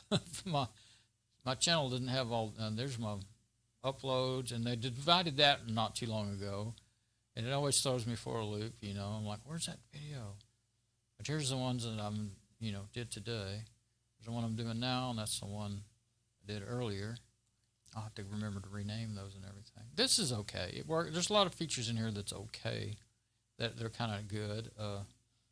Sometimes it's actually good to be able to separate your uploads from your live videos, but I have to go back.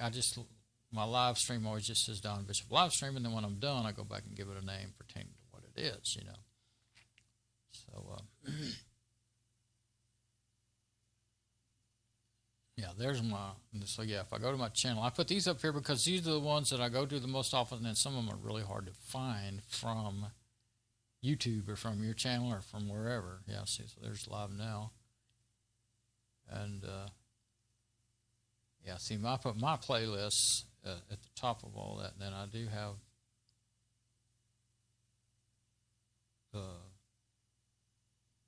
like other playlists on down further, because I do like sharing cool videos I find that, even just because they're not mine don't mean I still like sharing them. So, but yeah, especially the live dashboard when you're trying, especially if you're streaming and you need to get there just to see if your stream is up. That's the quickest way I've found to get. Yeah, especially the. So, let's make sure this is still up. Nothing went wrong. It's going to be all right. I'm going to be able to leave it in the little rack. I'm sure I'll be able to hear it when I. Let me get the camera before I take off. So show you what I've been talking about. I'll show you. Let's see. I got to switch to the other mic. I got to switch to the other mic. So what if I move? If I move around, it won't be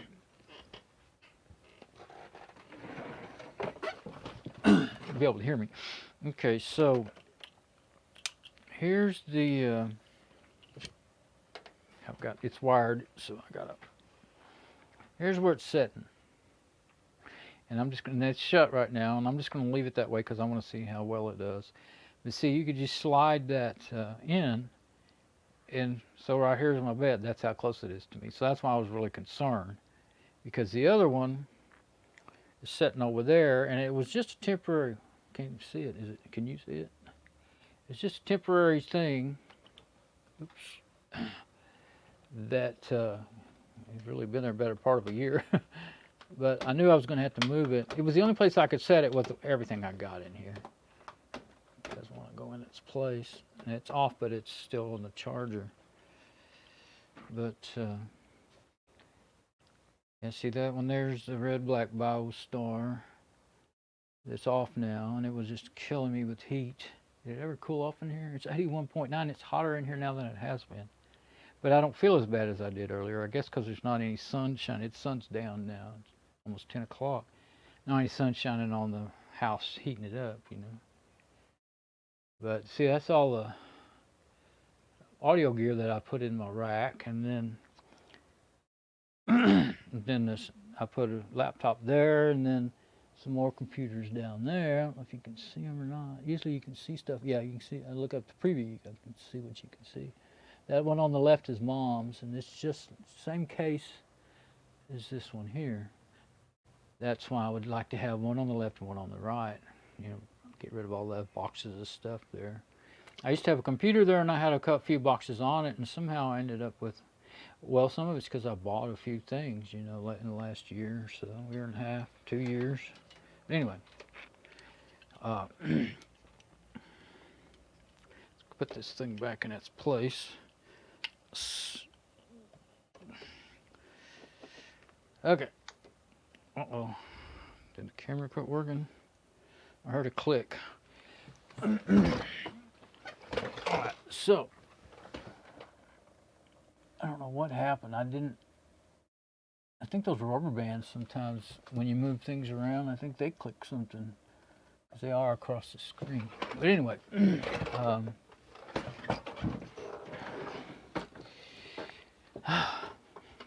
starving. So let's go back to favorite mic and everything, so that it'll be like that next time I get into OBS. But let's see, hit that checker again. Yep. Okay, so it's been there long enough. I think it's going to be all right. So I should be able to just slide that keyboard tray or that laptop tray back, what it really is now, back up in there. And see what it's like outside. Talking about being night. That's the other camera. It's up on all the time now, looking out the window, and that it has night vision. That's why you can see that that's not the blinds it's looking through. It's a reflection of the blinds on the window, and of course there's a screen on the window. I need to get real, outdoor security cameras and put them outside. But anyway, I just did that quick, and easy, because that was my other camera that I used to always put behind me, my other phone. I think of them as cameras. That's what I use them for. I've got 3 of them. The one that I use for these 2 little lapel mics, you're plugged into phone 3. It's the best wireless mic I've ever used. Other than it's kind of there's some delay, and it's hard sometimes, and sometimes it gets real bad. That's the only problem. Other than that, I mean, I've done it. I've ran it for 5 hours before, and it didn't even use up like maybe battery. The battery was on. I've seen it get down to, now I can't remember, 50%, 60%, something like that. It does. I know one time I actually did a 5-hour video on these. Well, I might not have been talking on it the whole time, but it was running the whole time. That's what I do. Is even if I don't, like most of the time I use the SM58 tonight, and on this video. The previous one I was having to move around a lot, so I used the lapels completely. But anyway, if one of them quits working, I've had one of them quit working before, and if I have the other one already ready to go, then I just start using that, And if since I like the SM58 so much better, it keeps sagging. Need to mess with the stuff up there. The padding I have on the end of the mic stand sometimes wants to come off the end, and then it doesn't. There's a place where I hook it up under a bracket on the rack there that keeps it in the right height and everything. That stuff will start coming off the end. Anyway.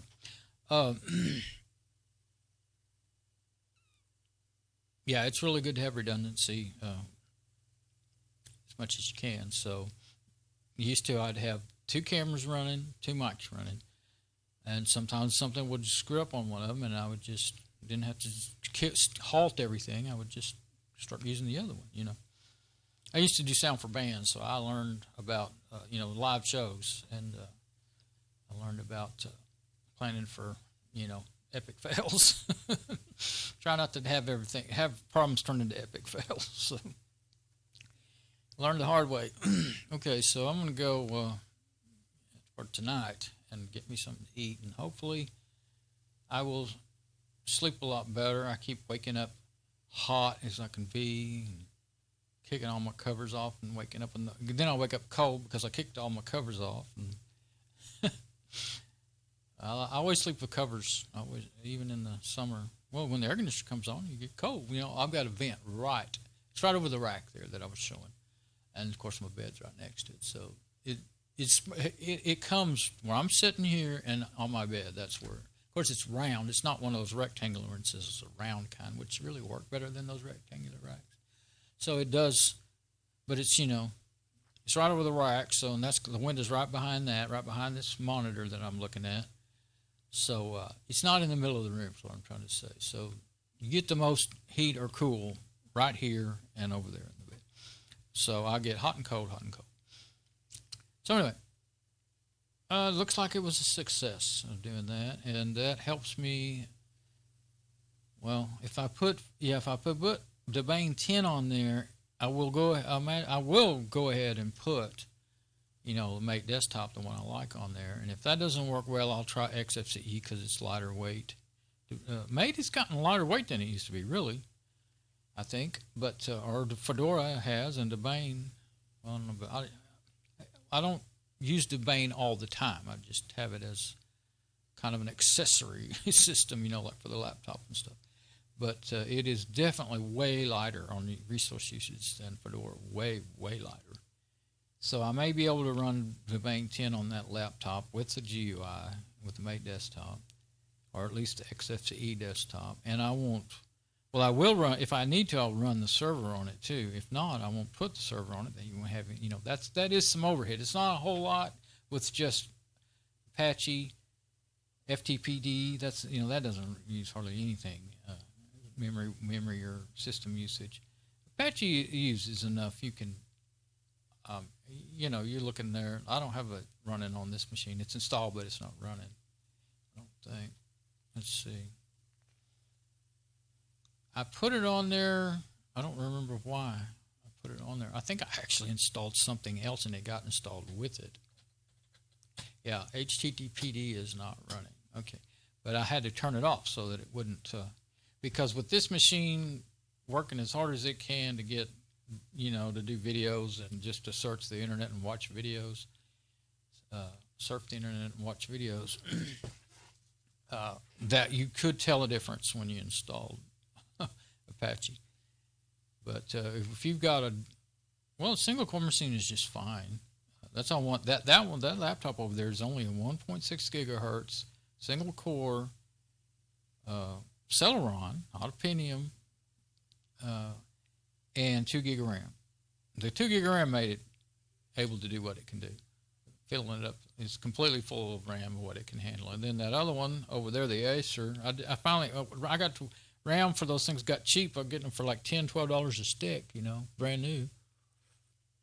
So I filled almost everything right up. But that Acer has 2 gig of RAM, but it's like double density RAM, double density RAM, DDR RAM. Actually, it is on that other laptop too. And but it's a 2.1 or 2.4 gigahertz machine, dual core. So if it wasn't so beat up, it'd be an okay laptop. But anyway, too many things on it don't work. But I may go ahead and order a battery for it because I don't want to use that nice little Dell is a good little laptop. Everything works on it. It looks nice. My niece gave it to me. It was hers, and it got old, and got full of viruses, and it wouldn't even boot up. And of course, I figured that out in 10 minutes. And some files had gotten deleted, and I used an app to. She didn't want it though. She'd already bought her a new one, and she gave it to me. And so, first I saved the XP, and then see if she wanted any files. She said she didn't, and then when sometimes people say they don't want them because they just don't want to deal with it. They think it's going to be hard to get them back. But then I said, well, I got it running again. I said, you sure you don't want any of those files? She said, no, I don't want them. So I reformatted it and cleaned, because even like a dummy, I always want to fix everything. So I cleaned it up. A virus ran it. I don't have at least four virus scans on it. It still didn't run great. And then finally I reformatted it and did a dual operating system, Windows XP, and I think it was some version of Fedora way back then. It was years ago when she gave it to me. And over the years I've changed it. Well, as Fedora grew and grew, it couldn't run any of the newer versions of Fedora. By the time by Fedora 19, it ran Fedora 17. I had one called Corora on there, a remix of Fedora 17, and it was okay on there. Anything newer than that, it just wouldn't run it well. So went to Debian 8 about 2 years ago now, and it runs real good enough that I can just let it sit there and play my live dashboard the whole time I'm streaming. But now after couple hours, it'll get warm. It'll start getting hot, and it'll be blowing and making noise. And if I go like 4 hours or something, I'll have to reboot it. Sometimes I would. If I go long streams, I do it sometimes. Matter of fact, speaking of, Yeah, 3 hours and 31 minutes. So if I had have been running that whole time, by now I would have probably already had to reboot it to keep it from making so much noise it drives me crazy. Well, it gets where it can't play. It stops. The page starts reloading and not finishing loading the live dashboard page and stuff. And it's the machine. It's not the wireless or anything. I mean, it's not using wireless. It's not the network or anything. But anyway, that'll be a good temporary server and still do what I do with it. And anytime I want, it'll just already be running. I just open it up and open the browser. Probably it may not be able to run as long, with the live dashboard with the server running too, but it might be fine. But anyway, it's one of the reasons I didn't order that battery is because at first I was in a big hurry to get that Acer back up and running, and I didn't order it from where I saw it. I was going to take 2 or 3 weeks to get it. And I thought, well, I want to make darn. Then I got to realizing, the more I read about, I was trying to see if I could run it without a battery in it at all, and I was doing research, and I finally found out that, hey, that might not even be the problem. So after today, in the previous video of this one, I think I figured out that it probably is. Battery it does have 50% charge, but it's only got 9.7 volts. It's supposed to be 10.3 or something volts. So I think that's just, it was running this time though. It did boot up, but let's see, it wouldn't boot up the first time I tried, and then I unplugged it, plugged it back in and tried it again, and then it booted up. So now that could be not the battery. That could be something in the capacitors. First thing that usually goes wrong with electronics is capacitors. It could be some bad caps that are making it act wonky like that. And so if that's the case on, a laptop or a desktop motherboard, there's hundreds, even thousands of components on there. Hundreds of capacitors. Well, I don't know if there's hundreds of capacitors on a lap. Anyway, there's thousands of components on there, electronic components, and any 1 or 10 of them could be bad, And I love to watch videos mostly about electronics and learn enough to know that I don't know enough to fix them. But I always wanted to learn to fix them. But things like that, if it's got the big capacitors that you can see without a microscope, and you can tell which ones are bad, yeah, you might could replace 5 to 10 of them. 10 would be a lot for me of the soldering and with those little service mount components, which is all that laptops have. You need to have some equipment and some really steady hands, and that's why they hire people with little tiny hands to do that stuff. Because even my hands used to be pretty nimble, and I don't have good grip. I drop things and everything now, but my hands are really not that big, and I used to do a lot of things that other people couldn't do because of that. But you'll see the people that build these electronics, they're usually women with hands half the size of mine, But a lot of them are men too. I've seen some videos of the places where they make them. It's hard working conditions. So they're looking up at a screen and they're working down here like this. I try to just look. I have an endoscope, and I've tried using my endoscope to look at the screen and work down here like this. And I can't quit looking back down here. I don't even know where to put my hands, looking up at the screen. Makes me be able to see it better, but easier than one of these. But usually what I end up doing is doing both, and sometimes I'll put this in front of my camera too to